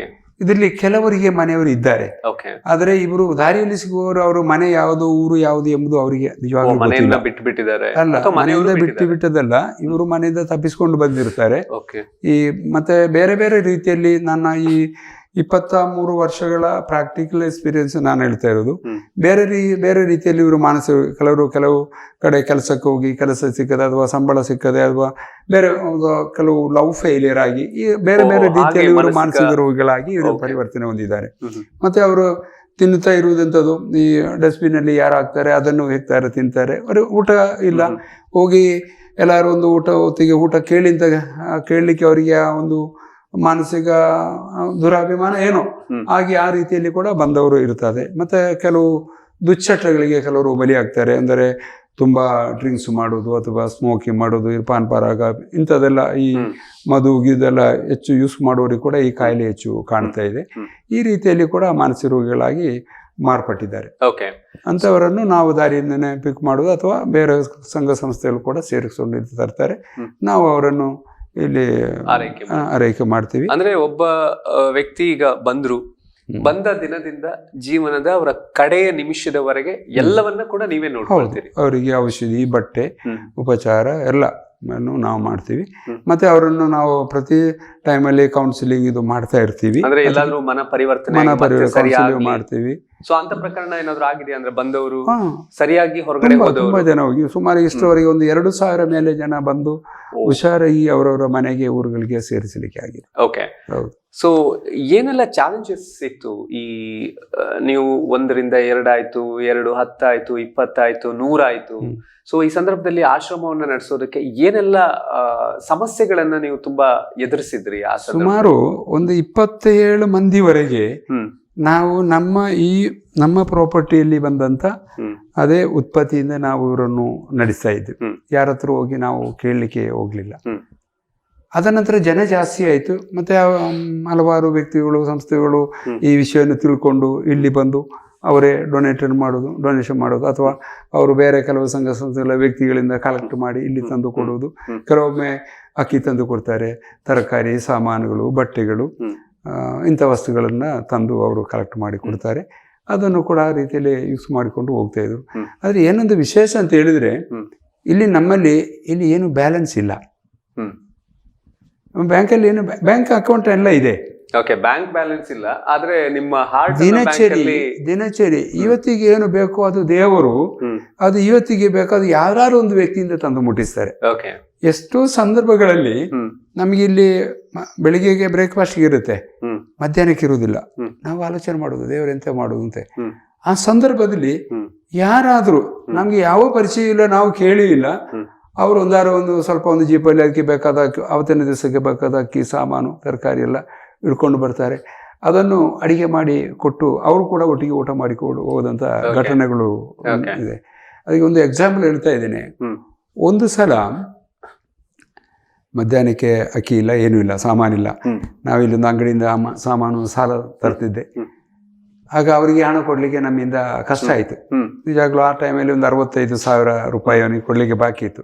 ಈಗ ಸಾಮಾನಿಗೆ ಪುನಃ ಹೋದಾಗ ಅವ್ರು ಹೇಳಿದರು, ನೋಡಿ ಪೌಲೋಸರೇ, ಒಂದು ಅರ್ಧ ಹಣ ಆದರೂ ನನಗೆ ಕೊಟ್ಟು ಮತ್ತೆ ನೀವು ತಗೊಂಡೋಗಿ, ನಾನೀಗ ಅದಕ್ಕೆ ಜಾಸ್ತಿ ಕೊಡಲಿ, ನನಗೆ ಆರ್ಥಿಕ ಪರಿಸ್ಥಿತಿ ಕಷ್ಟ ಇದೆ. ಇವಾಗೆಲ್ಲದು ಅದು 2002ನೇ ಇಸ್ವಿ ಅಥವಾ 3ನೇ ಇಸ್ವಿಯಲ್ಲಿ, 2ನೇ ಇಸ್ವಿಯಲ್ಲಿ ಅಂತ ಕಾಣ್ತಾ ಇದೆ ಅಂತ ಹೇಳಿದ್ರು. ಏನು ಅವ್ರದ್ದು ಮಾತಾಡ್ಲಿಕ್ಕೆ ನಮಗೆ ಆಗೋದಿಲ್ಲ, ನಾವು ಕೇಳೋದು ಕೂಡ ಸರಿಯಲ್ಲ. ಅದೊಂದು ವಿಷಯ. ಹೌದು, ಅವರು ಅನಿವಾರ್ಯ ಪರಿಸ್ಥಿತಿ. ಎಂತ ಮಾಡೋದು? ಆಗ ನಾನು ಮಿಸ್ಸಸ್ ಬಂದಾಗ ಕೇಳಿದ್ರು, ಏನು ಸಾಮಾನ್ಯ ಸಿಕ್ಕಿಲ್ವಾ? ನಾನೇನು ಸಿಕ್ಕಿಲ್ಲ, ಯಾಕಂದರೆ ಅವ್ರದ್ದು ಪರಿಸ್ಥಿತಿ ಈ ರೀತಿಯಲ್ಲಿದೆ. ಅವ್ರು ಹೇಳ್ತಾರೆ, ಒಂದು ಅರ್ಧ ಆದರೂ ಕೊಟ್ಟುಕೊಂಡು ತಗೊಂಡು ಹೋಗಿ ಅಂತ ಹೇಳ್ತಾ ಇದ್ದಾರೆ. ಇಲ್ಲಾಂದರೆ ಇವತ್ತಿಂದ ಅವರು ಹಣ ಕೊಟ್ಟು ತಗೊಂಡು ಹೋಗಿ ಅಂತ 2 ಮಾತು ಅವ್ರು ಹೇಳಿದ್ರು. ಇದು 2 ಈಗ ನಮ್ಮಲ್ಲಿ ಇದು ಇಲ್ಲಲ್ಲ, ಎಂತ ಮಾಡೋದು? ನಾನು ಕೇಳಿದೆ, ಏನಿದೆ ಅಂತ ಹೇಳಿದೆ. ಅವಾಗ ಮಧ್ಯಾಹ್ನಕ್ಕೆ ಅಡಿಗೆ ಆಗಬೇಕು. ಏನಿದೆ? ಏನಿಲ್ಲ. ಮತ್ತೆಂಥದ್ದು? ಟೀ ಪುಡಿ ಮಾತ್ರ ಇದೆ, ಸಕ್ಕರೆ ಕೂಡ ಇಲ್ಲ, ಹಾಲು ಇಲ್ಲ. ಆ ಟೈಮಲ್ಲಿ ಹಾಲು ಕೂಡ ನಮಗಿರಲಿ. ಇವಾಗ ದೇವ್ರದ್ದು ಇಲ್ಲಿ ಸ್ವಲ್ಪ ಹಾಲೆಲ್ಲ ಇದೆ, ನಮ್ಮ ಅಗತ್ಯಕ್ಕೆ ಉಂಟು. ಹಾಲು ಕೂಡ ಇಲ್ಲ. ಒಂದು ಕೆಲಸ ಮಾಡಿ, ಅಡಿಗೆ ಒಲೆ ಮೇಲೆ ನೀರಿಡಿ, ಆ ಟೀ ಪುಡಿ ಹಾಕಿ ಟೀ ಮಾಡಿ ಕೊಡುವ. ನಾವು ಕೂಡ ಅದನ್ನೇ ತಿನ್ನುವುದು, ಕುಡಿಯುವುದು. ಈಗ ನಾವು ತಿಂದು ಕುಡಿದು ಅವರನ್ನು ಉಪವಾಸ ಹಾಕಿದರೆ ಅದು ನಮ್ಮ ದೊಡ್ಡ ತಪ್ಪಾಗುತ್ತೆ. ಅದು ಪಾಪ ಮಾಡಿದಾಗ. ಇದು ಅದು ಅವರಿಗೆ ಒಂದು ಫುಡ್ಡು, ಇವರಿಗೆ ನಮಗೆ ಒಂದು ಫುಡ್ಡು ಅಂತ ಬೇರೆ ಇಲ್ಲಿ ಕ್ರಮ ಇಲ್ಲ. ಆ ರೀತಿಯಲ್ಲಿ ಮಾಡ್ತಾ ಇದೆ. ಅದರಿಂದ ಎಂತ ಹೇಳ್ಕೊಂಡು, ಈಗ ನಮ್ಮದು ಪ್ರೇಯರ್ ಇದೆ. ಬೆಳಿಗ್ಗೆ ಉಂಟು ಪ್ರೇಯರು, ಮಧ್ಯಾಹ್ನ ಉಂಟು, ಸಾಯಂಕಾಲ ಉಂಟು. ನಮ್ಮದು ಪ್ರೇಯರ್ ರೂಟೀನ್ ಅದು ನಡೀತಾ ಇದೆ. ಹಾಗೆ ನಾವು ಪ್ರಾರ್ಥನೆ ಮಾಡಲಿಕ್ಕೆ ಕೂತು 1 ಗಂಟೆವರೆಗೆ, ಒಂದು 12ರಿಂದ 1 ಗಂಟೆ ಪ್ರೇಯರ್ ಇದೆ. ಆ ಪ್ರೇಯರು ಮುಗಿಲಿಕ್ಕೆ ಒಂದು 10 ನಿಮಿಷ ಇದೆ. ಅಷ್ಟೊತ್ತಿಗೆ ಕುವೈಟ್ ಎಂಬಸಿಯಲ್ಲಿ ಕೆಲಸ ಮಾಡುವ ಒಂದು ಲೇಡಿ, ಅವರು ಬೆಳ್ತಂಗಡಿಯವರು, ಫ್ಲೋರಾ ಅಂತ ಅವರ ಹೆಸರು. ಕುವೈಟ್ ಅಂದರೆ ನಮ್ಮ ಇಂಡಿಯನ್ ಎಂಬಸಿ ಅಲ್ಲಿ ಜಾಬ್ ಮಾಡಿ, ಅವರನ್ನು ಟಿವಿಯಲ್ಲಿ ಚಾನಲ್ ನೋಡಿ ಅವರಿಗೆ ಬರಲಿಕ್ಕೆ ಇತ್ತು ಮಂಗಳೂರಿಗೆ. ಬಂದಾಗ ಸಿಯೋನಾಶ್ರಮಕ್ಕೆ ಹೋಗುವ, ಏನು ತಗೊಂಡು ಹೋಗೋದು ಅಂತ ಹೇಳಿಕೊಂಡು ಅವರು ಸ್ವಲ್ಪ ಒಂದು ಅಕ್ಕಿ ಸಾಮಾನು, ಒಂದು 5 ಕ್ವಿಂಟಲ್ ಅಕ್ಕಿ, ಅದಕ್ಕೆ ಬೇಕಾದ ಸಾಮಾನು, ಒಂದು 10,000 ರೂಪಾಯಿ ಎಲ್ಲ ಇಟ್ಕೊಂಡು ಬಂದರು. ಇಲ್ಲಿ ನೀರು ಕುದೀತಾ ಇದೆ, ಟೀ ಪುಡಿ ಹಾಕಿಲ್ಲ. ಅದೇ ನೀರಿಗೆ ಅಕ್ಕಿ ಅವತ್ತು ತೊಳೆದು ಹಾಕಿ ಸ್ವಲ್ಪ ತರಕಾರಿ ಎಲ್ಲ ಅವ್ರು ತಂದಿದ್ದು ಸಾರು ಮಾಡಿ ನಾವು ಒಟ್ಟಿಗೆ ಊಟ ಮಾಡಿದ್ವಿ. ಅಂತ ಕೂಡ ಘಟನೆಗಳು 100 ಅಲ್ಲ, 1000 ನಡೆದಿದೆ. ನೋಡಿ, ಒಳ್ಳೆ ಕೆಲಸ ನಾವು ಮಾಡ್ಬೇಕು ಅಂತ ಹೊರಟಾಗ ಆರಂಭದಲ್ಲಿ ಕಷ್ಟಗಳು ಬರ್ಬೋದು, ಬಟ್ ಆ ಒಳ್ಳೆ ಕೆಲಸಕ್ಕೆ ಪ್ರತಿಫಲ ಖಂಡಿತವಾಗ್ಲೂ ಯಾವ್ದಾದೊಂದು ರೂಪದಲ್ಲಿ ಸಿಗುತ್ತೆ. ಖಂಡಿತ, ಸಂಶಯ ಇಲ್ಲ ವಿಷಯ. ಓಕೆ, ಸೊ ಇನ್ನು ಈ ದೊಡ್ಡ ಮಟ್ಟದಲ್ಲಿ ಆಗುತ್ತೆ. ಆರಂಭದಲ್ಲಿ ನಿಮ್ಗೆ ಒಂದು ಎಲ್ಲ ಸೌಲಭ್ಯಗಳಿದ್ದಂತ ಕಟ್ಟಡ ಇರ್ಲಿಲ್ಲ, ನಿಧಾನಕ್ಕೆ ಹಂತವಾಗಿ ಅದನ್ನ ಮಾಡ್ತಾ ಬಂದ್ರಿ. ಬಹುಶಃ ಇದರ ಹಿಂದೆ ಈ ಆಶ್ರಮಕ್ಕೆ ತುಂಬಾ ಜನರ ಸಹಕಾರ ಕೂಡ ಇದೆ. ಯಾರನ್ನ ತುಂಬಾ ನೆನಪು ಮಾಡ್ಕೊಳ್ತೀರಿ ನೀವು? ಅಲ್ಲ, ಈಗ ತುಂಬ ಈಗಿನ ಪರಿಸ್ಥಿತಿ ನಾವು ಅತಿ ಹೆಚ್ಚು ನೆನಪು ಮಾಡ್ತಾ ಇರೋದು ನಮ್ಮ ಪೂಜ್ಯ ವೀರೇಂದ್ರ ಹೆಗ್ಡೆ ಅವರನ್ನು. ಅದು ಕೂಡ ಅದಕ್ಕೆ ಒಂದು ಘಟನೆನೇ ಇದೆ, ಬೇರೆ ವಿಷಯ. ಅದು 1905ನೇ ಇಸ್ವಿಯಲ್ಲಿ ಇದೇ ತರ ಒಂದು ಚಾನಲ್ ಇಲ್ಲಿ ಬಂದರು. 2005ನೇ ಇಸ್ವಿಯಲ್ಲಿ ಒಂದು ಚಾನಲ್ ಅವರು ಬಂದು ಹೇಳಿದ್ರು, ನಿಮ್ಗೆ ಸರ್ಕಾರದಿಂದ ಏನಾದ್ರು ಸಹಾಯ ಸಿಗುತ್ತಾ ಅಂತ ಕೇಳಿದ್ರು. ನಾನು ಇಲ್ಲ, ನಾವು ಸ್ವಲ್ಪ ಚಾನಲಲ್ಲಿ ಆಗ್ತೀವಿ, ನಿಮಗೆ ಸಹಾಯ ಬರುತ್ತೆ, ಆ ರೀತಿಯಲ್ಲಿ ಮಾಡ್ತೀವಿ ಅಂತ ಹೇಳಿದ್ರು. ಇವರೆಲ್ಲ ಕವರೇಜ್ ಮಾಡಿದರು. ಕವರೇಜ್ ಮಾಡಿ ಹೋಗಿ 1 ವಾರದ ನಂತರ ನನಗೆ ಒಂದು ಫೋನು, ಮೊನ್ನೆ ನಾವು ಕವರೇಜ್ ಮಾಡಿದೆಲ್ಲ ಅದಕ್ಕೆ ನಮಗೆ 1 ಲಕ್ಷ ರೂಪಾಯಿ ನಮ್ಗೆ ಕೊಡಬೇಕು ಅಂತ ಹೇಳ್ಕೊಂಡು. ಇವತ್ತು ಆ ಚಾನಲ್ದ ವಿಷಯ ನಾನು ತುಂಬ ಹೆಚ್ಚು ಹೇಳಲಿಕ್ಕೆ ಹೋಗುವುದಿಲ್ಲ, ಯಾಕಂದರೆ ಅವ್ರ ಪರಿಸ್ಥಿತಿ ಬೇರೆಯೇ ಆಗಿದೆ. ಅದು ನಾವು ಕೊಟ್ಟದಲ್ಲ, ದೇವರು ಕೊಟ್ಟದ್ದು. ಹಾಗೆ ಇದು ನೋಡಿ ಆ ಸಮಯದಲ್ಲಿ ಪೂಜಾಮ್ಮ ವೀರೇಂದ್ರ ಹೆಗಡೆ ಅವರು ಕೂಡ ನೋಡಿದರು. 2 ದಿವಸ ಹಾಕಿದರು. ತುಂಬ ಬೇಡ ಇನ್ಫಾರ್ಮೇಷನ್, ಅಂದರೆ ನಾವಿಲ್ಲಿ ಕಿಡ್ನಿ ವ್ಯಾಪಾರ ಮಾಡ್ತೀವಿ ಅಂಥದ್ದು, ಸತ್ತ ಹೆಣಲ್ಲಿ ಬಿದ್ದಿದೆ, ಮತಾಂತರ ಮಾಡ್ತಾ ನೆಗೆಟಿವ್ ಪಬ್ಲಿಸಿಟಿ. ಹೌದು, ಫುಲ್ಲು ನೆಗೆಟಿವ್. ನಮ್ಮ ಹತ್ರ ಇಲ್ಲೆಲ್ಲ ಪಾಸಿಟಿವ್ ತಗೊಂಡದ್ದು, ಅವರು ನೆಗೆಟಿವ್ ಆಗಿ ಎಲ್ಲ ಇದನ್ನು ಟಿ ವಿಯಲ್ಲಿ ಇದು ಮಾಡಿದರು. ಅದಕ್ಕೆ ಇದು ಪೂಜ್ಯರು ಅದು ನೋಡಿ ಅವರೇ ಡೈರೆಕ್ಟ್ ಕಾಲ್ ಮಾಡಿದರು, ಮತ್ತು ಇಮೇಲ್ ಹಾಕಿದರು, ಯಾಕೆ ನೀವು ಇವ್ರ ಮೇಲೆ ಆಪಾದನೆ ಮಾಡಿದ್ದೀರ. ಅವತ್ತು ಸುಮಾರು 250 ಮಂದಿ ಇಲ್ಲಿ ಇದ್ದಾರೆ ಆಶ್ರಮದಲ್ಲಿ. ಈ ಧರ್ಮಸ್ಥಳದಲ್ಲಿ ಅಲ್ಲಿ ರೋಡಲ್ಲಿ ಇದ್ದದಂತೂ ಬಿದ್ದೆಯಲ್ಲಿದ್ದವರು ನಾವಿಲ್ಲಿ ಆರೈಕೆ ಮಾಡಿದ್ದು ಅವ್ರದ್ದೆಲ್ಲ ಫೋಟೋ ಅದರಲ್ಲಿ ಬಂದಿದೆ. ಅಲ್ಲಿದ್ದಾಗ ಹೇಗಿತ್ತು, ಇಲ್ಲಿ ಬಂದಾಗ ಹೇಗಿತ್ತು ಅದನ್ನು ಕೂಡ ಅವರು ನೋಡಿದ್ದಾರೆ. ಅವರಿಗೆ ಅದು ಬಹಳ ದುಃಖ ಆಯಿತು. ಅವರಿಗೆ ಫೋನ್, ಯಾಕೆ ನೀವು ಈ ಥರ, ಇದು ಯಾವ ಧರ್ಮ ಮೆಚ್ಚುವಂಥ ಕೆಲಸ ಅಲ್ಲ. ಅವರು ಅಷ್ಟು ಒಳ್ಳೆ ಕೆಲಸ ಮಾಡ್ತಾರೆ. ನೀವು ನಿಮ್ಮ ಮನೆಯಲ್ಲಿ ಒಂದು ಪೇಷಂಟ್ ಇದೆ, ದಾರಿಗೆ ಬಿಡ್ತಾ ಇದ್ದೀರಾ. ಇವರು ದಾರಿಯಲ್ಲಿದ್ದವ್ರನ್ನು ಇನ್ನು ಸುಮಾರು 250 ಮೇಲೆ ಪೇಷಂಟನ್ನು ಹೆಂಡತಿ ಮಕ್ಕಳು ಸ್ವಂತ ಕುಟುಂಬದಲ್ಲಿ ಸಾಕ್ತಾ ಇದ್ದೀರಾ. ಇದು ಯಾವ ಧರ್ಮ ಮೆಚ್ಚುವ ಕೆಲಸ ಅಲ್ಲ ಅಂತೇಳಿ ಅವರು ಮೇಲ್ ಹಾಕಿದರು. ಕಡೆಗೆ ನನಗೆ ಮಾರನೇ ದಿವಸ ಇವರು ನನಗೆ ಫೋನ್ ಮಾಡಿದ್ರು. ನಿಜವಾಗ್ಲೂ ಆವತ್ತಿನ ಘಟನೆ ಬಹಳ ವಿಶೇಷ. ಇವತ್ತು ನಾನು ಇಲ್ಲಿ ಜೀವಂತ ಇರಬೇಕಾದ್ರೆ ಅವರು ಇದಕ್ಕೆ ಮೂಲ ಕಾರಣ. Doctor D Veerendra. ಹೌದು, ಡಾಕ್ಟರ್ ಡಿ ವೀರೇಂದ್ರ ಹೆಗಡೆ ಅವರು ಪೂಜ್ಯರು ಅಂತಾರೆ, ಪೂಜ್ಯರೇ. ಅವರು ನಡೆದಾಡುವ ಮಂಜುನಾಥ ಅಂತ ಹೇಳೋದು ಮಾತ್ರ, ಅದು ನಡೆದಾಡುವ ಮಂಜುನಾಥ. ಅವರು ಆವತ್ತು ದಿವಸ ಫೋನ್ ಮಾಡಿ ಹೇಳಿದ್ರು, ಪೌಲೋಸ್ ಇವತ್ತು ಟೈಮ್ ಇದ್ದರೆ ನನಗೆ 4 ಗಂಟೆಗೆ ಒಮ್ಮೆ ಭೇಟಿ ಕೊಡಿ ಅಂತ ಹೇಳಿದ್ರು. ಅಷ್ಟುವರೆಗೆ ಪೂಜ್ಯರಿಗೂ ನಮಗೂ ಒಡನಾಟ ಏನೂ ಇಲ್ಲ. ನಮ್ಮ ವಿಷಯ ಅವ್ರಿಗೆ ಗೊತ್ತಿದೆ, ಅವ್ರ ವಿಷಯ ನಮ್ಗೆ ಗೊತ್ತಿದೆ. ಅದು ಯಾವುದು ಒಡನಾಟ, ಯಾವುದು ಅಂಥದ್ದು ಯಾವುದು ಏನಿಲ್ಲ. ಎಲ್ಲ ವಿಷಯ ಅವರಿಗೆ ಗೊತ್ತುಂಟು, ಇಲ್ಲಿದೆಲ್ಲ ವಿಷಯ. ಆಗ ಅವ್ರು ಕರೆದಾಗ ನಿಜವಾಗ್ಲೂ ನಾನು ಹೆದರಿದೆ. ಅಯ್ಯೋ, ಟಿ ವಿಯವರು ಈ ಥರ ನಮ್ಮ ಮೇಲೆ ಅಪಾದನೆ ಆಗ್ತದೆ. ಮಾನಸಿಕವಾಗಿ ನೀವು ನೊಂದಿದ್ರಿ? ನೊಂದಿದೆ ಅಂತಲ್ಲ, ನಾನು ಅನಿಸಿದ್ದು ಅಂದರೆ ಇವರು ಕೂಡ ಏನು ನಮ್ಮ ಮೇಲೆ ಏನು ಅಪಾದನೆ ಮಾಡ್ತಾರೆ, ಆ್ಯಕ್ಷನ್ ತಗೊಳ್ತಾರೆ ಆ ಥರ ಅಂತೆಲ್ಲ ನಾನು ಅನಿಸಿದೆ. ಏನೇ ಆಗಲಿ ಅಂತ ಹೇಳ್ಕೊಂಡು ನಾನು ನನ್ನ ಮಗಳು, 3ನೇ ಮಗಳು ಸೌಮ್ಯ ಅಂತ, ನಾವು 3 ಜನ 2 ಜನ ಅಲ್ಲಿಗೆ ಹೋದಾಗ ಅವ್ರು ಹೇಳಿದ ಮಾತು, ಪೌಲೋಸು ಮುಂದೆ ಇಟ್ಟ ಕಾಲ ಮುಂದಕ್ಕೆ ಇಡು, ಹಿಂದಕ್ಕೆ ಇಡಬೇಡ. ನೀವು ಒಳ್ಳೆ ಕೆಲಸ ಮಾಡ್ತಾ ಇದ್ದೀರಾ, ಅದಕ್ಕೋಸ್ಕರ ನಿಮ್ಗೆ ಇದು ಬಂದದ್ದು. ಒಳ್ಳೆ ಕೆಲಸ ಮಾಡೋದು ಸಮಾಜದಲ್ಲಿ ಇಂಥದ್ದು ಅನೇಕ ಬರ್ತಾ ಇರುತ್ತೆ. ನಮಗೂ ಕೂಡ ಎಷ್ಟೋ ಈ ಥರ ಬೇರೆ ಎಲ್ಲ ನಮ್ಮ ಮೇಲೆ ಅಪಾದನೆ ಮಾಡಿದ್ದಾರೆ. ಆದರೆ ಯಾವ ಕಾರಣಕ್ಕೆ ಹೆದರಬೇಡ, ನಾನಿದ್ದೇನೆ, ಧೈರ್ಯವಾಗಿ ನಿಲ್ಲು. ಖಂಡಿತವಾಗ್ಲೂ ಅವರ ಬಾಯಲ್ಲಿ ಮಂಜುನಾಥ ಸ್ವಾಮಿಯೇ ಹೇಳಿದ ಹಾಗೆ ಅಲ್ಲಿಂದ ಬಹುಶಃ ನೀವು ಯಾರಿಗೂ ಹೆದರುವಂತ ಪರಿಸ್ಥಿತಿ ಬರ್ಲಿಕ್ಕೆ ಸಾಧ್ಯವೇ ಇಲ್ಲ. ಆದ್ರೆ ಇನ್ನೊಂದು ವಿಷಯ ಇದೆ, ಅವರ ಹೇಳಿಸ್ಬೇಕಾದ್ರೆ ನಾನು ನಿಜವಾಗ್ಲೂ ಆ ದಿವಸ ನಾನು ಸುಸೈಡ್ ಮಾಡಲಿಕ್ಕೆ ತೀರ್ಮಾನ ಮಾಡಿಕೊಂಡಿದ್ದೆ. ಇದು ನಿಜ ಸಂಗತಿ ಹೇಳ್ತಾ ಇರೋದು. ಯಾಕಂದರೆ ಆ ಟಿ ವಿಯಲ್ಲಿ ನೋಡಿದವರು ಯಾರು ಮತ್ತೆ ಈ ಆಶ್ರಮಕ್ಕೆ ಬರುವುದಿಲ್ಲ, 10 ರೂಪಾಯಿ ಕೂಡ ಸಹಾಯ ಮಾಡುವುದಿಲ್ಲ, ಅಷ್ಟು ಬ್ಯಾಡ್ ಇಂಪ್ರೆಷನ್ ಕೊಟ್ಟಿದ್ದಾರೆ. ನಂದು ಒಂದೇ ಡಿಸಿಷನ್, ಇಷ್ಟು 250 ಮಂದಿಯನ್ನು ಉಪವಾಸ ಹಾಕಿ ನಾನು ಯಾಕೆ ಬದುಕಬೇಕು? ಇವರನ್ನು ನಾವು ದಾರಿಯಿಂದ ತಂದಿದೆ, ಪುನಃ ನಾನು ಇವರನ್ನು ದಾರಿಯಲ್ಲಿ ಬಿಡುವುದಕ್ಕಿಂತ ಉತ್ತಮ ಎಂಥದ್ದು ಸಾಯುವುದೇ, ಇನ್ನು ನನ್ನ ಜೀವನ ಬೇಡ. ಅವತ್ತು ಕ್ಲೋಸ್ ಮಾಡುವಂಥ ಪೊಸಿಷನ್ ಕೂಡ ರಿಯಲ್ಲಿ ತೆಗೆದಿಟ್ಟಿದ್ದೆ ನಾನು. ಅಷ್ಟಕ್ಕೆ ಡಿಸಿಷನ್ ತಗೊಂಡೆ. ಆ ದಿವಸ ಅವರ ಕಾಲು. ಅದಕ್ಕೆ ನಾನು ಹೇಳೋದು, ದೇವರು ನಾವು ಒಳ್ಳೆ ಕೆಲಸ ಮಾಡುವಾಗ ನಮಗೆ ದೇವರು ಒಂದು ರೀತಿಯಲ್ಲ ಒಂದು ರೀತಿಯಲ್ಲಿ ನಮಗೆ ಸಹಾಯ ಮಾಡ್ತಾರೆ. ಖಂಡಿತ. ಅವತ್ತು ನಿಜವಾಗಲೂ ನಿಮ್ಮ ಮುಂದೆ ನಾನು ಕೂರಬೇಕಾದ್ರೆ ಅವರು ಕಾರಣಕರ್ತ, ಪರಮ ಪೂಜ್ಯರು. ಹೌದು, ಅವರು ಪರಮ ಪೂಜ್ಯರೇ. ನಮಗೆ ಅವರು ಕಣ್ಕಂಡ ದೇವರು, ಅದಕ್ಕೇನು ಎರಡನೇ ಮಾತು. ಅವರಿಂದ ನಿರಂತರ ಹೌದು. ಅದರ ನಂತರ ಅವರು ಮತ್ತೆ ಅವರು ಹೇಳಿದರು, ಪೌಲೋಸ್ ನೀವು ಯಾವಾಗ ಬೇಕಾ ಬನ್ನಿ, ಏನು ಸಮಸ್ಯೆ ಇದ್ದರೂ ಬಾಯಿ ಬಿಟ್ಟು ಹೇಳಿ, ಏನು ದಾಕ್ಷಿಣ್ಯ ಮಾಡ್ಕೊಳ್ಬೇಡಿ ಅಂತ ಹೇಳಿದ್ದಾರೆ, ಧೈರ್ಯ ಕೊಟ್ಟಿದ್ದಾರೆ. ಈಗಲೂ ಕೂಡ ಯಾವುದು ಕೂಡ ನಮಗೆ ಯಾವುದು ವಿಷಯ ಹೇಳೋದಕ್ಕೆ ನೋ ಅಂತ ಹೇಳಲಿಲ್ಲ. ನಮ್ಮನ್ನು ಕೂಡ ಅವರು ಆ ವಿಶ್ವಾಸವನ್ನು ಇವತ್ತು ನಾವು ಉಳಿಸ್ಕೊಂಡಿದ್ದೇನೆ. ಅದು ಈ ಸಂಸ್ಥೆ ಇರುವಷ್ಟು ಕಾಲ ಖಂಡಿತ ಇರುತ್ತೆ, ಅದೇ ಸಂಶಯ ಇಲ್ಲ. ಅವರು ನಿಜವಾಗ್ಲೂ ನಮಗೆ ಇವತ್ತು ಈ ಜೀವ ಉಳಿಸ್ಲಿಕ್ಕೆ, ನಾಳೆ ಸಾಯೋದು ಬೇರೆ ವಿಷಯ. ಇವತ್ತು ಆದ್ದರಿಂದ 2005ರಿಂದ ಅವರೇ ಇದರ ತಂದೆ ತಾಯಿ ಈ ಸಂಸ್ಥೆ. ನಿಮಗೆ ಒಂದು ಪ್ರೇರಕ ಶಕ್ತಿ. ಶಕ್ತಿ, ಹೌದು. ಇದೊಂದು ದೊಡ್ಡ ವಿಷಯನೇ ಅದು ನಿಜವಾಗ್ಲು. ಎಷ್ಟೋ ಜನರಿಗೆ ಸಹಾಯ ಮಾಡ್ತಾ ಇದ್ರೆ, ಲಕ್ಷಾಂತರ ಮಂದಿ ಮಾಡ್ತಾ ಇದ್ದಾರೆ. ಅದರಲ್ಲಿ ನೀವು ಮಾಡ್ತಾ ಇರುವಂತ ಒಂದು ಒಳ್ಳೆ ಕೆಲಸವನ್ನ ಗುರುತಿಸಿ ಅದಕ್ಕೆ ಬೆನ್ನೆಲುಬಾಗಿ ನಿಂತಿದ್ದಾರೆ. ಇನ್ನು ಈ ಶಿವನ ಆಶ್ರಮಕ್ಕೆ ಬಂದಾಗ ಇಲ್ಲಿ ಬಂದಿರುವಂತ ಬೇರೆ ಬೇರೆ ಸಂದರ್ಭಗಳು, ಬೇರೆ ಬೇರೆ ಮನಸ್ಥಿತಿ ಅಥವಾ ಬೇರೆ ಬೇರೆ ಸ್ಥಳಗಳಿಂದ ಬಂದಿರ್ತಾರೆ. ಸೊ ಇಲ್ಲಿ ನಡೆದ ಕೆಲವು ಘಟನೆಗಳು ನಿಮ್ಮ ಮನಸ್ಸಿಗೆ ಯಾವ್ದಾದ್ರು ಒಂದು ಸಂದರ್ಭದಲ್ಲಿ ಅಯ್ಯೋ ಇದು ಬೇಡ ಇತ್ತು ಅನ್ನುವಂಥದ್ದೇನಾದ್ರೂ ನಡೆದಿತ್ತ? ಒಳಗಿನ ಅಂದ್ರೆ ನೋಡ್ಕೊಳ್ಳುವಂತ ಸಂದರ್ಭದಲ್ಲಿ ಇಲ್ಲ, ನಿಜವಾಗಲೂ ಅಂಥದ್ದು ನಾನು ಇಷ್ಟವರೆಗೆ ನಾನು ಅನಿಸ್ಕೊಂಡಿಲ್ಲ. ಯಾಕಂದರೆ ಅದು ಅನಿಸೋದು ಸರಿನೂ ಕೂಡ ಅಲ್ಲ, ನಾವು ಅನಿಸ್ಕೊಳ್ಳಿಲ್ಲ. ಘಟನೆಗಳು ಹಲವಾರು ಬಂದಿದೆ. ಕೆಲವು ಸಂದರ್ಭದಲ್ಲಿ ನಾವೀಗ ಸುಮ್ಮನೆ ಹೋಗ್ತಾ ಇರ್ತೀವಿ, ಇದರಲ್ಲಿ ಯಾರಾದ್ರೂ ಒಬ್ರು ಬಂದು ಒಂದು ಕೊಡ್ತಾನೆ, ನಾವು ಮತಿ ತಪ್ಪಿ ಬಿದ್ದದೆಷ್ಟೋ ಟೈಮ್ ಉಂಟು. ಎಷ್ಟೋ ಸಂದರ್ಭದಲ್ಲಿ ಮೂಗಿಂದ ರಕ್ತ ಲೀಟರ್ಗಟ್ಟಲೆ ಹೋಗಿದ್ದುಂಟು. ಆದರೆ ಅವರಿಗೆ ತಿರುಗಿ ನಾವು ಒಂದು ಇದು ಮಾಡುವುದಿಲ್ಲ, ಯಾಕಂದ್ರೆ ಅವನು ಮತಿ ಇದು ಮಾಡುವುದಿಲ್ಲ.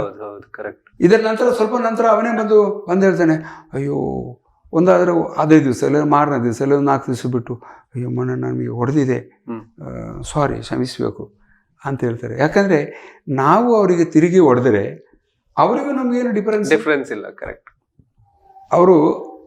ಅವರ ಮತಿ ಸರಿ ಇದ್ರೆ ಅವರು ಆ ಥರ ಮಾಡೋದಿಲ್ಲ, ಗೊತ್ತಾಯ್ತಲ್ಲ. ಅಂಥ ಘಟನೆಗಳು ತುಂಬ ಆದರೂ ಕೂಡ ಇದು ಬೇಡ ಎಂಬುದು ಇಷ್ಟುವರೆಗೆ ಅನಿಸಲಿಲ್ಲ.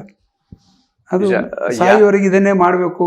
ಇನ್ನು ನನ್ನ ಕ್ಲಿಯರ್ ಹೇಳ್ತೀನಿ, ನಿಜವಾಗ್ಲೂ ನಾವು ಇದು ಮಾಡಿ ಮಾಡಿ ಮಾಡಿ ಇವರ ಪೆಟ್ಟು ತಿಂದು ನಾನು ಸತ್ತರೆ ಮಾತ್ರ ಸ್ವಾರ್ಥಕ 100% ಆಗುವುದು. ಅಲ್ಲ, ಯಾಕೆ ಕೇಳಿದೆ ಅಂದ್ರೆ, ಈ ಮನೇಲಿ ಎಷ್ಟೋ ಜನರನ್ನ ನಾವು ನೋಡ್ತೀವಿ. ಮನೇಲಿಗ ಏಜ್ಡ್ ಪೇರೆಂಟ್ಸ್ ಇದ್ದಾಗ, ಹುಷಾರಿಲ್ದೆ ಮಲಗಿದಾಗ 1 ವಾರ ಅವ್ರ ಆರೈಕೆ ಮಾಡ್ಬೇಕು ಅಂತ ಹೇಳಿದಾಗ ಅಲ್ಲಿ ಗಂಡ ಮತ್ತೆ ಹೆಂಡತಿ ಮಧ್ಯೆ ಗಲಾಟೆ ಶುರು ಆಗುತ್ತೆ. ನಿನ್ನಪ್ಪನ್ನ ನಾನು ಯಾಕೆ ನೋಡ್ಕೊಳ್ಬೇಕು, ಅಥವಾ ಅವ್ರನ್ನ ತಗೊಂಡೋಗಿ ಓಲ್ಡ್ ಏಜ್ ಹೋಮ್ ಅಲ್ಲಿ ಬಿಡಿ, ಇಲ್ಲ ಈ ತರದ ಆಶ್ರಮದಲ್ಲಿ ಬಿಡಿ ಅನ್ನುವಂತ ವಿಷಯ ಆಗುತ್ತೆ. ಸೊ ಅಂದ್ರೆ ನಮ್ಗೆ ಜನ್ಮ ಕೊಟ್ಟವ್ರನ್ನ ನೋಡ್ಕೊಳ್ಳೋದೇ ನಮ್ಗೆ ಬಹಳ ಕಷ್ಟ ಅಂತ ಕೆಲವೊಂದು ಸಂದರ್ಭದಲ್ಲಿ ಅನ್ಸುತ್ತಂತೆ. ಅಂಥದ್ರಲ್ಲಿ ಯಾರೋ ಹೆತ್ತ ಮಗುವನ್ನ, ಯಾರೋ ಹೆತ್ತ ಜೀವ, ಎಲ್ಲೋ ಬೆಳೆದವ್ರನ್ನ ಕರ್ಕೊಂಡು ಬಂದು ಅವರೆಲ್ಲ ಚಾಕರಿಯನ್ನ ನೀವು ಮಾಡ್ತೀರಾ ಅಂತ ಹೇಳಿದ್ರೆ, ಬಹುಶಃ ನಿಮ್ಮಂಥವರ ಸಂಖ್ಯೆ 1000 ಆಗ್ತಾ ಹೋಗ್ಬೇಕು. ಬಹುಶಃ ನೀವು ನಿಜವಾದ ಶ್ರೀಮಂತ ಅಂತ ಹೇಳಿದ್ರೆ ನೀವು ಅನ್ನೋದನ್ನ ಬಹುಶಃ ಅತ್ಯಂತ ಹೆಮ್ಮೆಯಿಂದ ಹೇಳ್ಕೊಳ್ಬೇಕಾಗತ್ತೆ.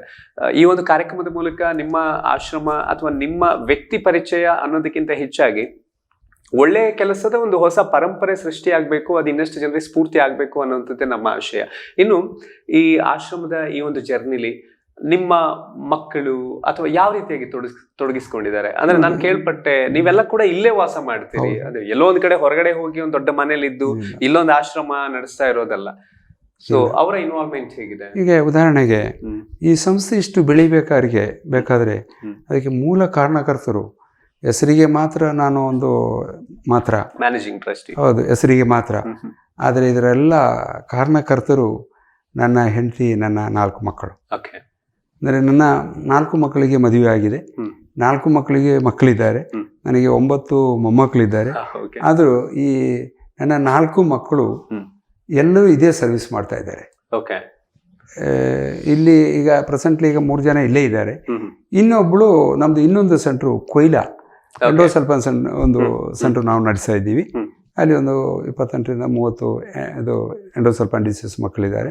ಅಲ್ಲಿ ಸಂಸ್ಥೆ ನಾವು ಸರ್ಕಾರದಿಂದ ನಾವು ಟೆಂಡರಿಗೆ ವಹಿಸ್ಕೊಂಡಿದ್ದೆ 3 ವರ್ಷಕ್ಕೆ. ಅದನ್ನು ನನಗೆ ಇಲ್ಲಿ ಸ್ವಲ್ಪ ದೂರ ಆಗುತ್ತೆ ಹೋಗಿ ಬರಲಿಕ್ಕೆ, 75 ಕಿಲೋಮೀಟರ್. ಅದು ನನ್ನ ಅಳಿಯ ಮತ್ತು ನನ್ನ ಚಿಕ್ಕ ಮಗಳು ನೋಡ್ಕೊಂಡು ಅದು ಮಾಡ್ತಾರೆ. ಬಾಕಿ ಉಳಿದ ಟೈಮ್ ಅಲ್ಲಿ ಅಕಸ್ಮಾತ್ ಅಲ್ಲಿ ರಜೆ ಇದ್ದ ಟೈಮಲ್ಲಿ ಇಲ್ಲಿ ಬಂದು ಸರ್ವಿಸ್ ಮಾಡ್ತಾರೆ. ಇದಕ್ಕೆಲ್ಲ ಬೆಳವಣಿಗೆಗೆ ಕಾರಣ ನಮ್ಮ ಈ ಮಕ್ಕಳು. ಅವರೆಲ್ಲರೂ ಅವರು ಕೋಆಪರೇಟ್ ಮಾಡ್ತಾರೆ. ಅವರು ಬೇರೆ ಯಾರು ಕೂಡ ಬೇರೆ ಒಂದು ಕಡೆ ಮನೆ ಮಾಡಿಲ್ಲ, ಏನೊಂದು ಇದು ಮಾಡಿಲ್ಲ, ಅದೇ ಮನೆಯಲ್ಲಿ ಇವತ್ತು ಇದ್ದಾರೆ. ಮತ್ತು ನಮ್ಮ ಸಿಬ್ಬಂದಿ ವರ್ಗ ಕೂಡ ನಮ್ಮಲ್ಲಿ ಇಲ್ಲಿ ಇರತಕ್ಕಂಥ ಎಲ್ಲ ಸಿಬ್ಬಂದಿ ವರ್ಗಗಳು ಕೂಡ ನಮ್ಮ ಎಲ್ಲ ಕೆಲಸಕ್ಕೆ ಅವರು ಬಿಂಗ್ಲಾಗ್ತಾರೆ. ಇಲ್ಲಿ ಬೇರೆ ಬೇರೆ ಆಫೀಸ್ ಸ್ಟಾಫ್ ಇದೆ, ಮೆಡಿಕಲ್ ಸ್ಟಾಫ್ ಇದೆ, ಕಿಚನ್ ಸ್ಟಾಫ್ ಇದೆ, ಆಯನವರು ಎಲ್ಲರೂ ಇದ್ದಾರೆ. ಎಲ್ಲರೂ ಕ್ವಾಲಿಫೈಡ್.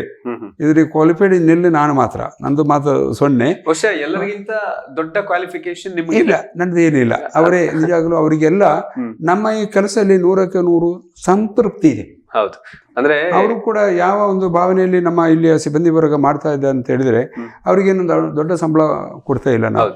ಅವರ ಎಜುಕೇಷನ್, ಅವರ ಕ್ವಾಲಿಫಿಕೇಶನ್ ಅಥವಾ ಅವರ ಸ್ಥಾನಕ್ಕೆ ತಕ್ಕಂಥ ಸಂಬಳ ಕೊಡಲಿಕ್ಕೆ ನಮ್ಮಲ್ಲಿ ಅಷ್ಟು ತಾಕತಿ ನಮ್ಮಲ್ಲಿ ಇಲ್ಲ.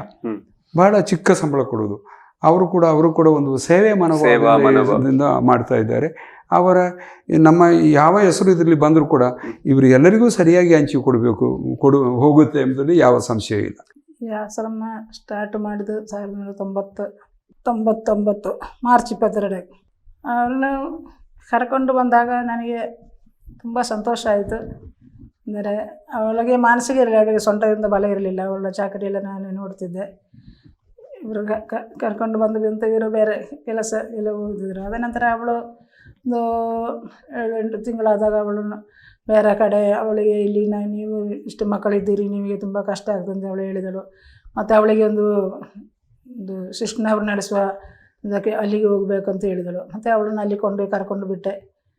ಅದ ನಂತರ ಒಮ್ಮೆ ಇವರು ಮಂಗಳೂರಿಗೆ ಹೋಗುವಾಗ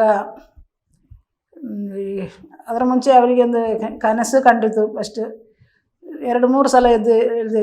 ಏನು ನಾನು ಕೇಳಿದೆ ಏನು ಈಗ ಕನಸು? ಹಾಗೆ ಅವರು ಹೇಳಿದರು, ಯಾವ ಒಂದು ಅಜ್ಜ ದಾರಿಯಲ್ಲಿ ಬಿದ್ದಿದೆ, ಅವರ ಹಾಗೆ ಕಾಣ್ತದೆ ಅಂತ ಹೇಳಿದರು. ಅವರು ಹೋಗುವಾಗ ಆ ರಾತ್ರಿ ಯಾವ ಕನಸು ಕಂಡ ಮುಖ ಅದು ಕಕ್ಕಿಂಜೆ ಅಲ್ಲಿ ಇದ್ದರು. ಮಂಗಳೂರಿಗೆಲ್ಲ ಹೋಗಿ ಅಲ್ಲಿ ಅವರಿಗೆ ತುಂಬ ಬೇಸರ ಆಯಿತು, ಬಿಟ್ಟು ಹೋಗೋದು ಹೇಗೆ ಅಂತೇಳಿ. ಅಲ್ಲಿ ಹೋದ ಕೆಲಸ ಆಗಲಿಲ್ಲ. ವಾಪಸ್ ಬರುವಾಗ ಈ ಅಜ್ಜ ಅಲ್ಲಿಯೇ ಇದ್ದರು. ಮತ್ತು ಅವರನ್ನು ಒಂದು ಜೀಪ್ ಬಾಡಿಗೆ ಮಾಡಿ ಅವರನ್ನು ಕರ್ಕೊಂಡು ಬಂದು ಈಗ ಆಗ ಅವರ ಈ ಕಿವಿಯಿಂದೆಲ್ಲ ತುಂಬ ಇದು ವಾಸನೆ ಬಂದು ಮರುದಿವಸ ಅವರನ್ನು ಆಸ್ಪತ್ರೆಗೆ ಕೊಂಡೋಗಿ ಮಾಡಿ ಮತ್ತೆ ಇಲ್ಲಿಯೇ ಇದ್ದರು. ಮತ್ತು ಅವರು ಸ್ವಲ್ಪ ಹುಷಾರಾದಾಗ ಅವರ ಅಡ್ರೆಸ್ ಎಲ್ಲ ಕೊಟ್ಟರು. ಮತ್ತು ಅಡ್ರೆಸ್ ಕೊಟ್ಟು ಅವರ ಮಕ್ಕಳು ಎಲ್ಲ ಫೋನ್ ವಾಪಸ್ಸು ಕಾಗದ ಬಂದು, ನಮ್ಮ ತಂದೆ ಹೋಗಿ ಇಷ್ಟು ವರ್ಷ ಆಯಿತು, ನಾವು ಹುಡುಗಿ ಸಾಕಾಗಿತ್ತು, ನಿಮ್ಮಲ್ಲಿ ಇದ್ದಾರೆ, ನಾವು ಬರ್ತೇವೆ ಅಂತೇಳಿ. ಮತ್ತು ಅವರು ಬರಲಿಲ್ಲ. ಮತ್ತು ಇವರೇ ಅವ್ರನ್ನ ಅಲ್ಲಿ ಕರ್ಕೊಂಡು ಅವರ ಮನೆಗೆ ಕೊಂಡೋಗಿ ಬಿಟ್ಟೆ. ಅದಲ್ಲಿ ಮಂಗಳೂರು ಮಂದಾರ್ತಿ ಅಂತ ಅಲ್ಲಿ ಕುಂದಾಪುರ. ಅಲ್ಲಿ ಹೋದಾಗ ತುಂಬ ಜನ ಸೇರಿದರು. ಅಲ್ಲಿ ಅವರಿಗೆ ಎಲ್ಲ ತುಂಬ ಸಂತೋಷ ಆಯಿತು. ಅದನಂತರ ಹೀಗೆ ಅದನಂತರ ಕಾಕಿಂಜಲ್ಲಿ ಒಬ್ಬ ಇದ್ದ, ಅವನು ತುಂಬ ಜೋರಿದ್ದ. ಅವನನ್ನು ಕರ್ಕೊಂಡು ಬರುವಾಗ ಯಾರು ನಮಗೆಲ್ಲ ಹೊಡಿಲಿಕ್ಕೆ ಬರ್ತದೆ, ಅಷ್ಟು ಜೋರಿದ್ದ ಅವನು. ಮತ್ತು ನಮ್ಮ ಮನೆಯಲ್ಲಿ ಒಂದು ಬಾಗಿಲಾಗಿ ಒಂದು ಸ್ವಲ್ಪ ದಿವಸ ಇಟ್ಟರೆ ಅದ ನಂತರ ಈ ಒಬ್ಬೊಬ್ಬರನ್ನು ಸಿಗಲಿ ಶುರುವಾದ. ಆದರೆ ನಾವು ಸಂತೋಷದಿಂದ ಅವರೊಟ್ಟಿಗೆ ಎಲ್ಲ ಸಂತೋಷದಿಂದ ನಾವು ಮಾಡುವಂಥದ್ದು ಅವರೊಟ್ಟಿಗೆ ನಾವಿಬ್ಬರು ಸೇರಿ ಮಾಡಿ. ಮತ್ತು ಮಕ್ಕಳು ರಜೆಯಲ್ಲೆಲ್ಲ ಬರುವಾಗ ಅವರು ಕೂಡ ತುಂಬ ನೋಡಿದ್ರು ಫಸ್ಟು. ಅದ ನಂತರ ತುಂಬ ಪೇಷಂಟ್ ಅಂದರೆ ಒಂದೊಂದು ಜೀಪ್, ಮತ್ತು ಜೀಪ್ ಸಿಕ್ಕಿದ ಮೇಲೆ ಒಂದು ಜೀಪ್ ಕರ್ಕೊಂಡಿದ್ದಾರೆ. ಅವರು ಬರುವಾಗ ಅವರ ಮೈಯಲ್ಲಿ ಹುಳ ಕಜ್ಜಿ ಇದು ಎಲ್ಲ ಇತ್ತು. ಆದರೂ ನಾವು ಇಷ್ಟು ಕೆಲಸ ಮಾಡಿದಲ್ಲಿ ನನ್ನ ಕೈಗೆ ಅಲ್ಲಿ ಒಂದು ಬ್ಲೌಸ್ ಏನು ಹಾಕದೆ ನಾನು ಅವರ ಕೆಲಸವನ್ನು ಸಂತೋಷದಿಂದ ಮಾಡಿ ನಾವಿಬ್ಬರು ಕೂಡ ಮತ್ತು ಮಕ್ಕಳು ಕೂಡ ಸೇರಿ ಸಮಯದಿಂದ ಎಲ್ಲ ಈಗ ಒಳ್ಳೆಯ ರೀತಿಯಲ್ಲಿ ತುಂಬ ಸಂತೋಷ ಆಯಿತು. ಆದರೆ ಮತ್ತೆ ನಾನು ಒಂದು ಸ್ವಲ್ಪ ಹಿಂಗೆ ಹೇಳಿದೆ, ನಮ್ಮ ಮಕ್ಕಳಾಗ ಕಲಿಯುತ್ತಾ ಇದ್ದರು. ನಾನು ಹೇಳಿದೆ ಮಕ್ಕಳು ಕಲಿಯುತ್ತಾ ಇದ್ದಾರಲ್ಲ ಅಂತ. ಆಗ ಅವರು ಹೇಳಿದರು, ಅದೆಲ್ಲ ದೇವರು ಹೇಳ್ತಾರೆ, ಇವತ್ತಿನ ದಿವಸ ಇವತ್ತೇ ಅದು ಮಾಡೋದು ದೇವರ ಕೆಲಸ, ಆದರೆ ಸಂತೋಷದಿಂದ ನಾವು ಮಾಡುವ ಅಂತ ಹೇಳಿ. ಮತ್ತು ನಮ್ಮ ಮಕ್ಕಳು ಕೂಡ ಅದಕ್ಕೆ ಸಂತೋಷದಿಂದ ಎಲ್ಲ ಕೆಲಸಕ್ಕೂ ಅವರು ಸೇರ್ತಿದ್ದರು. ಶಾಲೆಯಿಂದ ರಜೆಗೆ ಬರುವಾಗ ಎಲ್ಲ ಇವತ್ತು ಕೆಲಸ ಮಾಡ್ತಿದ್ದರು. ಮತ್ತು ಕೆಲಸ ಸಿಕ್ಕಿದ್ರು ಕೂಡ ಒಳ್ಳೆ ಬೇರೆ ಕೆಲಸಕ್ಕೆ ಎಲ್ಲ ಹೋಗಲಿ, ಇಲ್ಲಿದೆ ಕೆಲಸ ನೋಡ್ತಾ ಸಂತೋಷದಿಂದಿದ್ದರು. ಶ್ರಮದ ಎಲ್ಲ ಕೆಲಸಕ್ಕೆ ಅವರ ಒಟ್ಟಿಗೆ ನಾವು ಜೊತೆಯಲ್ಲಿದ್ದೇವೆ. ನಮ್ಮ ಮಕ್ಕಳು ಕೂಡ ಅವರೊಟ್ಟಿಗೆ ಇನ್ನೂ ಕೂಡ ಅವರೊಟ್ಟಿಗೆ ಕೆಲಸ ಇರ್ತೇವೆ ನಾವು. ಇನ್ನು ನಾನೊಂದು ನ್ಯೂಸ್ ಕೇಳಿದ್ದೆ, ಈ ಕರೋನಾ ಬಂದಂತ ಸಂದರ್ಭ ಇಡೀ ಜಗತ್ತು ಸಂಕಷ್ಟಕ್ಕೊಳಗಾಯ್ತು. ಅಂತ ಸಂದರ್ಭದಲ್ಲಿ ಒಂದು ಆಶ್ರಮವನ್ನ ನಡೆಸುವಂತದ್ದು ಕೂಡ, ಯಾಕಂದ್ರೆ ಡೋನರ್ಸ್ ಕೂಡ ಮಾಡ್ಬೇಕಾ ಬೇಡವಾ, ನಾಳೆ ಇದೇ ಕಂಟಿನ್ಯೂ ಆದ್ರೆ ನಾವ್ ಹೇಗ್ ಬದುಕೋದು ಅನ್ನೋಂತ ಯೋಚನೆ ಮಾಡುವಂತ ಸಂದರ್ಭ. ಆವಾಗ ನಮ್ಮ ಸಿಯೋನ ಆಶ್ರಮದಲ್ಲಿ 300 ಜನರಿಗೇನೋ ಕರೋನಾ ಬಂತು. ಸರಿ ಇದ್ದವರಿಗಾದ್ರೆ ಹೇಳ್ಬೋದು, ನೀವು ದೂರ ಇರಿ, ಮಾಸ್ಕ್ ಹಾಕೊಳ್ಳಿ, ಇದು ಮಾಡಿ. ಬಟ್ ಇವ್ರಿಗೆ ಹೇಳಿದ್ರೆ ಕೇಳೋದಿಲ್ಲ. ಆ ಸಂದರ್ಭ ಹೇಗೆ ಹ್ಯಾಂಡಲ್ ಮಾಡಿದ್ರಿ? ಅದೇ ಸೆಕೆಂಡ್ ವೇವ್ ಬಂದಾಗ, ಫಸ್ಟ್ ವೇವ್ ಇಲ್ಲಿ ಯಾರಿಗೂ ಅಟ್ಯಾಕ್ ಆಗಿಲ್ಲ. ಸೆಕೆಂಡ್ ವೇವ್ ಬಂದಾಗ ಅಂದರೆ ನಮ್ಮದು ಸ್ಟಾಫ್ಗಳೆಲ್ಲ ಡೈಲಿ ಮನೆಗೆ ಹೋಗಿ ಬರುವಂಥವ್ರು. ಇಲ್ಲಿ ಇರುವವರು ಸ್ವಲ್ಪ ಸೀಮಿತ ಮಂದಿಗಳು, ಬಾಕಿ ಅವರು ಮನೆಗೆ ಹೋಗಿ ಬರ್ತಾರೆ. ಈ ಸೆಕೆಂಡ್ ವೇವ್ ಬಂದಾಗ ನಮ್ಮ ಸ್ಟಾಫಿಗೆ ಕೊರೋನಾ ಅಟ್ಯಾಕ್ ಆಯಿತು. ಅವರು ಇಲ್ಲಿ ಅಟ್ಯಾಕ್ ಆದ ಕೂಡಲೇ ಇಲ್ಲಿಯ ಪೇಷಂಟಿಗೆ ಆಯಿತು, ಒಬ್ಬರಿಗೆ ಆಯಿತು. ಹಾಗೆ ಅದು ಎಲ್ಲರಿಗೆ ಹರಡಿ ಇಲ್ಲಿ ಯಾರೂ ಬಾಕಿ ಆಗಿಲ್ಲ, ನಾನು ಒಬ್ಬ ಮಾತ್ರ ಬಾಕಿ ಆದೆ. ಈವನ್ ನನ್ನ ಹೆಂಡತಿ, ಮಕ್ಕಳು, ಸ್ಟಾಫ್ ಎಲ್ಲರಿಗೂ, ಎಲ್ಲ ಬಾಕಿ ವರ್ಕರ್ಸ್ ಎಲ್ಲರಿಗೂ ಇದಾಯಿತು. ನಿಜವಾಗ್ಲೂ ನಾನು ಈ ಶನಿವಾರ ದಿವಸ ಯಾವುದೋ ಒಂದು ಕಾರ್ಯಕ್ರಮಕ್ಕೆ ನಾನು ಹೋಗೋದಿಲ್ಲ, ಇವನು ಫೋನ್ ಕೂಡ ಟಚ್ ಮಾಡೋದಿಲ್ಲ. ನಂದು ಅದು ಸ್ವಲ್ಪ ಪ್ರೇಯರು ಮೌನವಾಗಿ ಇರ್ತೀನಿ. ಆವತ್ತು ನೋಡಿ, ಅದು ದೇವರ ಕೆಲಸ ಎಂಬುದಕ್ಕೆ ಇದು ಸಾಕ್ಷಿ, ಬೇರೆ ಏನಲ್ಲ. ಆವತ್ತು ನಾನು ಕೇಳಲಿಕ್ಕೆ ಹೋಗಿಲ್ಲ, ಆದರೂ ಪೂಜೆ ಕಾವಂದರು ಅಲ್ಲಿಂದ ಫೋನ್ ಮಾಡಿದ್ರು ಇಲ್ಲಿಗೆ ಶನಿವಾರ ದಿವಸ. ಆಗ ಅವ್ರಿಗೆ ಗೊತ್ತಿಲ್ಲ ನನಗೆ ಈ ಥರ ವ್ರತ ಉಂಟು ಎಂಬ ಗೊತ್ತಿಲ್ಲ. ಆಫೀಸ್ಗೆ ಫೋನ್ ಮಾಡಿದ್ರು, ಅವರು ಇವತ್ತು ಫೋನ್ ತೆಗೆಯೋದಿಲ್ಲ, ಇವತ್ತು ಅವರು ವ್ರತದಲ್ಲಿದ್ದಾರೆ, ನಾಳೆ ಮಾಡ್ತಾರೆ, ನಾಳೆ ಅವರಿಗೆ ನಾವು ಮಾಡ್ತೀವಿ ಅಂತ ಹೇಳಿದ್ರು. ಮಾರನೇ ದಿವಸ ನಾನು ಫೋನ್ ಮಾಡಿದೆ. ಆಗ ಕಾವಂದರು ಕೇಳಿದರು, ಪೌಲೀಸರೇ ನಿಮ್ಗೆ ಏನು ಆಗಬೇಕು ಈಗ, ಏನೆಲ್ಲ ಟಿವಿಯಲ್ಲಿ ಬರ್ತಾ ಇದೆ, ಪತ್ರಿಕೆಯಲ್ಲಿ ಬರ್ತಾ ಇದೆ, ಈ ಥರ ಎಲ್ಲ ಇದೆ. ಆಗ ನಮ್ಮ ಸಭಾಷಣ್ ಕೂಡ ನಮಗೆ ಹೆಲ್ಪ್ ಮಾಡಿ, ಸ್ಪಂದನ ಟಿವಿಯ ಈಗಿನ ನಿರ್ದೇಶಕರು. ಹೌದು, ಅವರು ಅವರ ಸಂಘಟನೆ ಒಂದಿದೆ, ಅವರ ಸಂಘಟನೆ ಹೆಸರು ಈಗ ನಾನು ಮರೆತು ಹೋಗಿದೆ. ಅವರೆಲ್ಲ ಬಂದು ಸಹಾಯ ಮಾಡಿದರು. ಆಗ ಅವರು ಕೇಳಿದ್ದು, ಪೌಲೋಸ್ ನಿಮ್ಗೆ ಈಗ ಎಂತ ಬೇಕು, ಹಣ ಬೇಕಾ, ಔಷಧಿ ಬೇಕಾ, ಬಟ್ಟೆ ಬೇಕಾ, ತರಕಾರಿ ಬೇಕಾ, ಅಕ್ಕಿ ಬೇಕಾ, ಏನು ಬೇಕು ಕೇಳಿ ಅಂತ ಹೇಳಿದ್ರು. ನಾನು ಹೇಳಿದೆ, ಕೌಂದರಿ ಈಗ ಅದು ಯಾವುದು ನನಗೆ ಈಗ ಬೇಡ, ಅಗತ್ಯ ಇಲ್ಲ. ಅದು ನನ್ನ ಪರಿಸ್ಥಿತಿ ಈಗ ಈ ರೀತಿಯಲ್ಲಿ ಆಗಿದೆ. ಯಾಕಂದರೆ ಇವ್ರನ್ನ ಐಸೋಲೇಷನ್ ಮಾಡುವಂಥ ವ್ಯವಸ್ಥೆ ನಮಗೆ ಇಲ್ಲಿ ಇಲ್ಲ. ಬೇರೆ ಹಾಸ್ಪಿಟ್ಲಿಗೆ ಕರ್ಕೊಂಡು ಹೋಗುವಂಥ ಪರಿಸ್ಥಿತಿ ಕೂಡ ನಮ್ಮಲ್ಲಿ ಇಲ್ಲ. ಅಂದರೆ ಒಬ್ರಿಗೊಬ್ರು ಬೈಸ್ಟ್ಯಾಂಡ್ ಬೇಕು. ಮತ್ತು ಇನ್ನೊಂದು, ಇವರೆಲ್ಲ ಮಾನಸಿಕ ರೋಗಿಗಳು, ಇವ್ರನ್ನ ಅಲ್ಲಿ ಕೂತ್ಕೊ ಅಂತ ಹೇಳಿದರೆ ಅಲ್ಲಿ ಓಡ್ತಾರೆ, ಅಲ್ಲಿ ಮಲಗು ಅಂತ ಹೇಳಿದ್ರೆ ಇಲ್ಲಿ ನಡೀತಾರೆ. ಇಂಥ ಪರಿಸ್ಥಿತಿಯಲ್ಲಿ ಇರೋರು ಇವರೇ ಸಪ್ರೇಟ್ ಒಂದೊಂದು ರೂಮ್ ಬೇಕು. ಈ ರೂಮಿಗೆ ಬೇಕಾದ ವ್ಯವಸ್ಥೆ ನಮಗೆ ಇಲ್ಲಿ ಇಲ್ಲ. ಅದಕ್ಕೆ ಏನು ಮಾಡೋದು ಅಂತ ಭಾಳ ಭಾಳ ಟೆನ್ಷನ್ನಲ್ಲಿದ್ದಾರೆ. ಪೌಲೋಸ್ ನೀವೇನು ಹೆದರ್ಬೇಡ, ಅದಕ್ಕೆಲ್ಲ ವ್ಯವಸ್ಥೆ ನಾನು ಮಾಡ್ತೀನಿ, ಯಾಕೆ ಹೆದರ್ತೀರಾ? ಎಲ್ಲರನ್ನು ಇವತ್ತೇ ನೀವು ಶಿಫ್ಟ್ ಮಾಡಲಿಕ್ಕೆ ವ್ಯವಸ್ಥೆ ಮಾಡಿ, ಇವತ್ತು ಶಿಫ್ಟ್ ಮಾಡಿ ಧರ್ಮಸ್ಥಳಕ್ಕೆ ಶಿಫ್ಟ್ ಮಾಡಿದ್ದೇನೆ. ರಜತ ಆದರೆ ಸುಮಾರು 400 ರೂಮ್ ಇದೆ, ಒಂದು ಬಿಲ್ಡಿಂಗ್ ಇದೆ. ಆ ಬಿಲ್ಡಿಂಗ್ ಫುಲ್ಲು ನಮಗೆ ಬಿಟ್ಟು ಕೊಟ್ರು. 2 ತಿಂಗಳು ನಮಗೆ ಅಲ್ಲಿ ಇವರಿಗೆ ಫುಡ್ಡು, ಮೆಡಿಸಿನ್, ಕ್ಲೋತ್ ಎಲ್ಲ ವ್ಯವಸ್ಥೆಯನ್ನು ಅವರೇ ಮಾಡಿದರು. ನಿಜವಾಗಿ ಹೇಳಿದ್ರೆ ಒಂದು 2 ತಿಂಗಳಲ್ಲಿ 2 ಕೋಟಿ ಮೇಲೆ ಅವರು ಖರ್ಚು ಮಾಡಿದ್ದಾರೆ. ನಿಜವಾಗ್ಲೂ ಇವತ್ತು ಅವರ ಅಲ್ಲದ್ರೆ ನಮ್ಮ ಆಶ್ರಮದಲ್ಲಿ ಇವತ್ತು 10 ಮಂದಿ ಕೂಡ ಉಳಿಯುತ್ತಾ ಇಲ್ವೋ ಅಂತ ಹೇಳಲಿಕ್ಕಾಗಲ್ಲ. ಸೊ ಯಾರಿಗೂ ಏನು ಜೀವಾಪಾಯ ಇಲ್ಲ, ನಿಜ 4 ಮಂದಿಗೆ ಇದಾಯ್ತು. ಅದು ಹೇಳಲಿಕ್ಕೆ ಮಾತ್ರ ಕೊರೋನಾ ಅಂತ ಹೇಳ್ಬೋದು, ಬಟ್ ಅದು ಅಲ್ಲ, ಅವ್ರಿಗೆ ಬೇರೆ ಕೂಡ ಕಾಯಿಲೆ ಇತ್ತು. ಅವರಿಗೆ ಅಂದರೆ TB ಪೇಷಂಟ್ ಇತ್ತು, ಹಾರ್ಟ್ ಪೇಷಂಟ್ ಇತ್ತು, ಮತ್ತು ಏಜ್ಡ್ ಕೂಡ ಎಲ್ಲ 75-80 ಎಲ್ಲ ದಾಟಿದವರು. ಆಗ ಅದೊಂದು ಸಣ್ಣ ಒಂದು ಕಾರಣ ಕೂಡ ಆಯಿತು. ಆ ಸಮಯದಲ್ಲಿ 4 ಜನ ತೀರೋಗಿದೆ. ಅದೊಂದು ದುಃಖ ನಮಗೆ ಇದೆ. ಆದರೆ ಎಂತ ಮಾಡೋದು, ಬಿದಿ ಮತ್ತು ಸಾಯುವುದು ಬದುಕುವುದು ಎಲ್ಲ ಮನುಷ್ಯನಿಗೆ ಯಾರಿಗೂ ಎಷ್ಟು ಟೈಮ್ ಎಂಬುದು ಯಾರಿಗೂ ಹೇಳೋಕ್ಕಾಗಲ್ಲ. ಈಗ ನಾವು ಮಾತಾಡ್ತಾ ಇದ್ದೀವಿ, ಇದೇ ಸಂದರ್ಭದಲ್ಲಿ ಕೂಡ ಆಗ್ಬೋದು, ಅಷ್ಟೇ.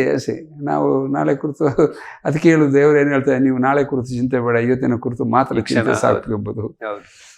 ಸೊ ಕರೋನಾ ಸಂದರ್ಭವನ್ನ ಆ ರೀತಿಯಲ್ಲಿ ನಮಗೆ ಹ್ಯಾಂಡಲ್ ಮಾಡಲಿಕ್ಕೆ ಅವರ ಪೂಜ್ಯರಿಂದ ಮತ್ತು ಬೇರೆ ಬೇರೆ ಸಂಸ್ಥೆಗಳು, ನಮ್ಮ ಬೆಳ್ತಂಗಡಿ ಧರ್ಮ ಕೇಂದ್ರ, ಅವರಿಂದ ಕೂಡ ನಮಗೆ ಒಳ್ಳೆಯ ಸ್ಪಂದನೆ ಸಿಕ್ಕಿದೆ. ಅವರು ಮಾತ್ರ ಅಂತಲ್ಲ, ಹಲವಾರು ಹೆಸರು ಹೇಳದಂಥ ಹಲವಾರು ಸಂಘ ಸಂಸ್ಥೆಗಳು ಎಲ್ಲರೂ ನಮಗೆ ಇದು ಒಳ್ಳೆಯ ಸ್ಪಂದನವನ್ನು ಕೊಟ್ಟರು. ಆದ್ದರಿಂದ ಅದನ್ನು ಎದುರಿಸಲಿಕ್ಕೆ ಆಯಿತು. ಇನ್ನು ಈ ಸಿಯೋನ್ ಆಶ್ರಮ ನಡೀತಾ ಇದೆ, ದಾನಿಗಳ ಸಹಕಾರ ಅಥವಾ ನಿಮ್ಮ ವೈಯಕ್ತಿಕವಾಗಿ ನಿಮ್ಮ ಬೇರೆ ಬೇರೆ ತೋಟ ಗೀಟ ಅದರಿಂದ ಏನ್ ಬರುತ್ತೆ ಅದೆಲ್ಲವನ್ನು ಕೂಡ ಇದಕ್ಕೆ ನೀವು ವಿನಿಯೋಗ ಮಾಡ್ತಿದ್ದೀರಿ. ಇನ್ನು ಸರ್ಕಾರದ ಕಡೆಯಿಂದ ಏನಾದ್ರೂ ಇದಕ್ಕೆ ಸೌಲಭ್ಯ ಸಿಕ್ಕಿದೆಯಾ ಅಥವಾ ಅನುದಾನ? ಸರ್ಕಾರದಿಂದ ಕೂಡ ನಮಗೆ ಅನುದಾನ, ನಮಗೆ ಈ ಮೈನಾರಿಟಿ ಇದರಿಂದ ನಮಗೆ ಒಂದು 76 ಲಕ್ಷ ರೂಪಾಯಿ ವರ್ಷಕ್ಕೆ ಬರ್ತಾ ಇದೆ. ನಮಗೆ ನಿಜವಾಗ್ಲೂ ವರ್ಷಕ್ಕೆ ನಮಗೆ 5,40 ಲಕ್ಷ ರೂಪಾಯಿ ಒಂದು ವರ್ಷಕ್ಕೆ ನಮಗೆ ಖರ್ಚು ಬರ್ತಾ ಇದೆ. ಫುಡ್ಡು, ಮೆಡಿಸಿನ್, ಸ್ಯಾಲರಿ ಎಲ್ಲ ನಮಗೆ ಒಂದು ದಿನಂಪ್ರತಿ 1.5 ಲಕ್ಷ ರೂಪಾಯಿ ನಮಗೆ ಖರ್ಚು ಬರ್ತಾ ಇದೆ. ಸರ್ಕಾರದ ಕಡೆಯಿಂದ ನಮ್ಮ ಶಾಸಕರು ಕೂಡ, ಈಗ ನಮ್ಮ ಶಾಸಕರು ಹರೀಶ್ ಪೂಂಜಾ ಅವರು ಆ ಸಂದರ್ಭದಲ್ಲಿ ಕೂಡಲೇ ಇಲ್ಲಿ ಬಂದರು. ವಿಷಯ ತಿಳಿದ ಕೂಡಲೇ ಇಲ್ಲಿ ಬಂದು ಒಂದು ಸಂದರ್ಭದಲ್ಲಿ ಇಲ್ಲಿ ಬಂದು ಒಂದೇ ದಿವಸ ಒಂದು ಅರ್ಧ ಗಂಟೆಯಲ್ಲಿ 21 ಆಂಬ್ಯುಲೆನ್ಸ್ ಶಿಫ್ಟ್ ಮಾಡ್ಲಿಕ್ಕೆ ಎಲ್ಲ ವ್ಯವಸ್ಥೆ ಮಾಡಿದ್ರು. ಎಲ್ಲರನ್ನೂ ಶಿಫ್ಟ್ ಮಾಡಿ ಮುಗಿಯವರೆಗೆ ಇಲ್ಲೇ ಇದ್ರು. ಅದರ ನಂತರ ಕೂಡ ಬಂದ್ರು. ಮತ್ತೆ ನಮ್ದೊಂದು ಗೋಶಾಲೆ ಇದೆ, ಆ ಗೋಶಾಲೆಗೆ 2 ತಿಂಗಳು ಅವ್ರದೇ ಜನ ಅವರೇ ಎಲ್ಲ ವ್ಯವಸ್ಥೆ ಮಾಡಿ ಅದಕ್ಕೆ ತಿಂಡಿ ಹಾಕುವುದು, ಮೇಯಿಸುವುದು, ಸ್ನಾನ ಮಾಡಿಸೋದು, ಆರೈಕೆ ಮಾಡೋದು ಎಲ್ಲ ವ್ಯವಸ್ಥೆಯನ್ನು ಇದು ಮಾಡಿ. ನಿಜವಾಗ್ಲೂ ಕೊರೋನಾ ಟೈಮಲ್ಲಿ ಈ ಬಿಸಿಯಲ್ಲಿ ನಮಗೆ ಹಟ್ಟಿಗೆ ಹೋಗ್ಲಿಕ್ಕೆ ಅದಕ್ಕೆ ಫೀಡೆಲ್ಲ ಅಲ್ಲಿ ಇತ್ತು, ತೆಗೆದು ಹಾಕ್ಲಿಕ್ಕೆ ಕೂಡ ಜನ ಇರಲಿಲ್ಲ ಪರಿಸ್ಥಿತಿ. ಆ ಟೈಮಲ್ಲಿ ಒಂದು ಹಸು ಕರು ಹಾಕಿದೆ, ನಮ್ಗೆ ನೋಡ್ಲಿಕ್ಕೆ ಗೊತ್ತಿಲ್ಲ. ಇವರೇನೋ ಅಲ್ಲಿ ಹೋಗಿ ನೋಡೋದು, ಒಂದು ಕರು ಹಾಕಿದ, ಎತ್ತಲಿಕ್ಕೆ ಯಾರೂ ಇಲ್ಲ. ಇವರೇ ಅಲ್ಲಿ ಕೂತು ಅದನ್ನು ಎತ್ತಿ ಸ್ನಾನ ಮಾಡಿಸಿಕೊಂಡು ಇದಕ್ಕೆ ವ್ಯವಸ್ಥೆ ಮಾಡಿದ್ರು. ಅಷ್ಟು ಒಂದು ಒಳ್ಳೆಯ ಮನಸ್ಸು ಅವರು. ನಿಜ. ಸೊ ಆ ಪ್ರಾಣಿ ಮೇಲೆ ಅವ್ರಿಗೆ ಏನು ದಯೆ ಇದೆ, ಮನುಷ್ಯನ ಮೇಲೆ ಎಷ್ಟು ದಯೆ ಇದೆಯೋ ಅಷ್ಟೇ ದಯೆ ಬಾಕಿ ಪ್ರಾಣಿ ಮೇಲೆ ಕೂಡ ಅವರಿಗೆ ದಯೆಯನ್ನು ಅವರು ತೋರಿಸಿ ಮಾನವತೆಯನ್ನು ತುಂಬಾ ತೋರಿಸಿಕೊಟ್ಟಿದ್ದಾರೆ. ಆದರ್ಶ ಪುರುಷ ಅವರು. ಹೌದು. ನೀವು ಒಂದು ಒಳ್ಳೆ ಎಷ್ಟು ಚಿಕ್ಕ ಪ್ರಾಯದಲ್ಲಿ ಯಾರು ಅಂತದಕ್ಕೆಲ್ಲ ಮುಟ್ಲಿಕ್ಕೆ ಹೋಗುವುದಿಲ್ಲ. ಇವನ್ ನಾವು ಕೂಡ ಮುಟ್ಲಿಕ್ಕೆ ಹೋಗ್ಲಿ, ನಮ್ಗೆ ಸ್ವಲ್ಪ ಏಸಿಗೆ ಆಗುತ್ತೆ, ಮೈಯಲ್ಲಿ ಒಂಥರ ಕೊಳಕೆಲ್ಲ ಇರುತ್ತಲ್ಲ, ಅದನ್ನು ಎತ್ತಿ ಅವರೇ ಕೈಯಲ್ಲಿ ಎತ್ತಿ ಇದು ಕಡೆ ಹಾಕಿ ಬಾಕಿ ಉಳಿದವ್ರನ್ನೆಲ್ಲ ಸೇರಿಸ್ಕೊಂಡು ಆ ವ್ಯವಸ್ಥೆನೆಲ್ಲ ಮಾಡಿಸಿ ಹೋಗಿದ್ದಾರೆ. ನಿಜ. ಒಂದು ಒಳ್ಳೆ ಕೆಲಸ ಅಂತ ನಾವು ಮಾಡೋಕ್ ಹೊರಟಾಗ ನೋಡಿ, ದೇವ್ರು ಹೇಗೆಲ್ಲ ಬೇರೆ ಬೇರೆ ಸಂದರ್ಭಗಳಲ್ಲಿ ಬೇರೆ ಬೇರೆ ವ್ಯಕ್ತಿಗಳ ಮೂಲಕ ಅವರಿಗೆ ಪ್ರೇರಣೆಯನ್ನ ಕೊಟ್ಟು ಅವ್ರ ಮೂಲಕ ನಿಮ್ಮ ಕೆಲಸ ಸರಾಗವಾಗಿ ಆಗ್ಬೇಕು ಅನ್ನೋಂಥದ್ದಕ್ಕೆ ನಿರಂತರವಾಗಿ ಕಾರಣೀಕರ್ತರಾಗ್ತಾ ಇದ್ದಾರೆ. ಇನ್ನು ಮತ್ತೆ ಅವರು ಇನ್ನೊಂದು ವಿಷಯ, ಮತ್ತೆ ಅವರು ಒಂದು ಹೇಳಿದ್ರು, ಅವರು ಪೌಲೋಸರು, ನಾವು ಯಾವಾಗಲೂ ನಿಮ್ಮ ಜೊತೆಲೇ ಇದೆ, ಯಾವಾಗಲೂ ನಿಮ್ಮ ಜೊತೆಲೇ ಇದೀವಿ, ಯಾವ ಕಾರಣಕ್ಕೆ ಹೆದರಬೇಡಿ. ಅಂದರೆ ನಮಗೆ ಮಾಡಲಿಕ್ಕೆ ಆಗದಂಥ ಕೆಲಸವನ್ನು ನೀವು ಮಾಡ್ತಿದ್ದೀರಾ, ನೀವು ಮಾಡುವುದು ದೇವರ ಕೆಲಸ, ನಾವು ಯಾವಾಗಲೂ ನಿಮಗೆ ಸ್ಪಂದಿಸ್ತೀವಿ, ಯಾವ ಅಗತ್ಯ ಇದ್ದರೂ ಕೂಡ ನಮಗೆ ಫೋನ್ ಮಾಡಿ ಸ್ಪಂದನೆ ಮಾಡ್ತೀವಿ. ಅದು ಮಾಡ್ತಾ ಇದ್ದಾರೆ, ಅವತ್ತಿನ ಜೊತೆ ಮಾಡಿದ್ದಾರೆ, ಅದರಲ್ಲಿ ಎರಡನೇ ಮಾತಿಲ್ಲ. ಎಲ್ಲ ಶಾಸಕರು, ನಮ್ಮ ವಿಧಾನ ಪರಿಷತ್ತು ಇಬ್ಬರು ಸದಸ್ಯರು, ಯಾರು ಹರೀಶ್ ಕುಮಾರ್ ಅವರು ಕೂಡ ಎಲ್ಲರೂ ಬಂದಿದ್ರು, ಮತ್ತು ಪ್ರತಾಪ್ ಸಿಂಗ್ ನಾಯ್ಕರು ಅವರು ಬಂದಿರು, ಅವರು ಕೂಡ ಸ್ಪಂದನೆ ಮಾಡ್ತಾ ಇದ್ದಾರೆ, ಎಲ್ಲರೂ ಮಾಡ್ತಾ ಇದ್ದಾರೆ. ಮತ್ತೆ ಅಧಿಕಾರಿ ವರ್ಗದಲ್ಲೂ ಕೂಡ ನಮ್ಮ ಈಗ ತಹಸೀಲ್ದಾರ್ ಆಗಲಿ, ಆಗಿನ DC ಜಗದೀಶ್ ಈಗಲೂ ಅವರೇ ಇದ್ದಾರೆ, ಅವರು ಕೂಡ ಒಳ್ಳೆಯ ಸ್ಪಂದನೆಯನ್ನು ಕೊಟ್ಟಿದ್ದಾರೆ. ಎಲ್ಲ ಅಧಿಕಾರಿ ವರ್ಗದವರು, ಈಗ ನಿಮ್ಮ ಆರೋಗ್ಯ ಇಲಾಖೆಯವರು ಕೂಡ ಎಲ್ಲರೂ ಕೂಡ ನಮಗೆ THO DHO ಎಲ್ಲರೂ ಕೂಡ ಎಲ್ಲ ಇಲಾಖೆಯವರು ಕೂಡ ನಮಗೆ ಒಳ್ಳೆಯ ಸಹಾಯವನ್ನು ಆವತ್ತಿಂದ ಇವತ್ತೂರಿಗೆ ಕೊಟ್ಟಿದ್ದಾರೆ, ಅದಕ್ಕೆ ಏನೂ ಸಂಶಯ ಇಲ್ಲ. DC ರಾಜೇಂದ್ರ KV, ಹೌದು, ರಾಜೇಂದ್ರ ಅವರು ಕೂಡ ಇಲ್ಲಿ ಬಂದಿದ್ರು. ಅವರು ಕೂಡ ನಿಜವಾಗಲೂ ಇಲ್ಲಿ ಬರೋದಕ್ಕಿಂತ ಮುಂಚೆ ಅವರು ಬೇರೆ ಏನು ಎಣಿಸ್ಕೊಂಡು ಬಂದದ್ದು, ಅಲ್ಲಿ ಇಲ್ಲಿ ಬಂದಾಗ ಅವರಿಗೆ ಕ್ಲಿಯರ್ ಪಿಕ್ಚರ್ ಗೊತ್ತಾಯ್ತು. ಹೌದು. ಅಲ್ಲ, ನಿಜಕ್ಕೂ ನಾವು ಎಲ್ಲೋ ಒಂದ್ ಕಡೆ ಕೂತ್ಕೊಂಡು ಹೀಗೊಂದು ಆಶ್ರಮ ಇದೆ, ಸೊ ಇಲ್ಲಿ ಏನೋ ಆಗ್ತಾ ಇದೆ ಅಂತ ಮಾತಾಡೋದಕ್ಕೂ ಇಲ್ಲಿಗೆ ಬಂದ ನಂತರ ಪ್ರತ್ಯಕ್ಷವಾಗಿ ನೋಡಿದಾಗ ನನಗೂ ಕೂಡ, ನಾನು ಮಂಗಳೂರಲ್ಲಿ ಕೂತ್ಕೊಂಡು ನಮ್ಮ ಸ್ಪಂದನ ವಾಹಿನಿಯ ನಿರ್ದೇಶಕರು ಹೇಳಿದಾಗ, ಸೆಬಸ್ಟಿನ್ ಅವರು ಹೇಳಿದಾಗ ಹೀಗೊಂದು ಆಶ್ರಮ ಇದೆ ಅಂದಾಗ ಇರ್ಬೋದು, ಹೋಗುವ ಮಾಡುವ, ಬಟ್ ಈ ತರದ ಒಂದು ಕಲ್ಪನೆ ಇರಲಿಲ್ಲ. ಇಲ್ಲಿ ಬಂದು ಇಲ್ಲಿರುವಂತವ್ರನ್ನ ನೋಡಿದಾಗ ಇದು ಬೇರೆ ಒಂದು ಲೋಕ. ನಾವು ಕನಸಲ್ಲೂ ಕೂಡ ಯೋಚನೆ ಮಾಡೋದಕ್ಕಾಗಲ್ಲ. ಒಬ್ಬರನ್ನ ಕರ್ಕೊಂಡು ಹೋಗಿ ನಾನು ಮನೇಲಿ ಆರೈಕೆ ಮಾಡ್ತೀನಿ ಅಂತ ಹೇಳಿದ್ರೆ ನನ್ನಿಂದ ಆಗತ್ತಾ ಅಂತ ಯೋಚನೆ ಮಾಡುವಂತ ಸಂದರ್ಭದಲ್ಲಿ 380 ಜನರನ್ನ ನೀವು ಮಾಡ್ತಿದ್ದೀರಿ ಅಂತ ಹೇಳಿದ್ರೆ ಇಂತಹ ಒಂದು ಕೆಲಸ, ಅದನ್ನ ಶಬ್ದಗಳಲ್ಲಿ ವರ್ಣಿಸೋದಕ್ಕೆ ಸಾಧ್ಯನೇ ಇಲ್ಲ. ನಮ್ಮ ಸಿಯೋನ್ ಆಶ್ರಮದ ಈ ಒಂದು ಅದ್ಭುತವಾದ ಹೃದಯ ಸ್ಪರ್ಶಿ ಕತೆ ಮುಂದುವರಿಯುತ್ತೆ. ಮೈ ಆಟೋಗ್ರಾಫ್ ಅಲ್ಲಿ ಒಂದು ಪುಟ್ಟ ವಿರಾಮ.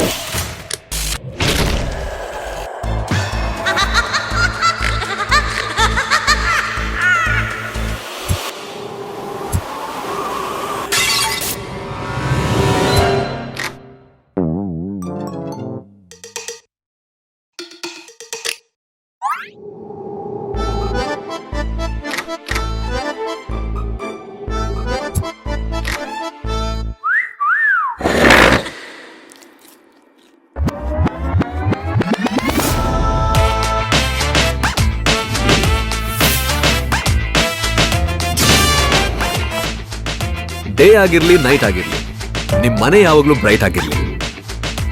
Oshima batteries and inverters, grab the power.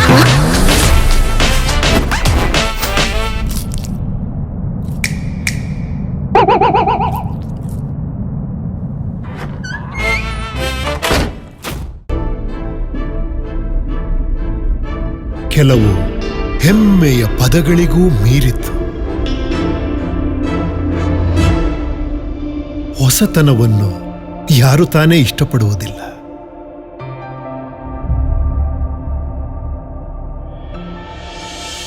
ನೀವು ನಡೆದಾಡುವ ದಾರಿ ನಿಮಗೆ ಆನಂದವನ್ನು ತಂದಾಗ, ದೈನಂದಿನ ಕ್ರಿಯಾಶೀಲ ಜೀವನಕ್ಕಾಗಿ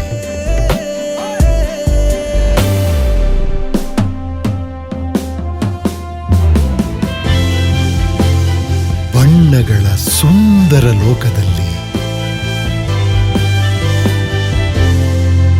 ನಮ್ಮ ಜೀವನದ ಕೆಲವು ಸಂಬಂಧಗಳು ಮಾತ್ರ ಯಾವಾಗ್ಲೂ ಜೊತೆಲೇ ಇರುತ್ತೆ.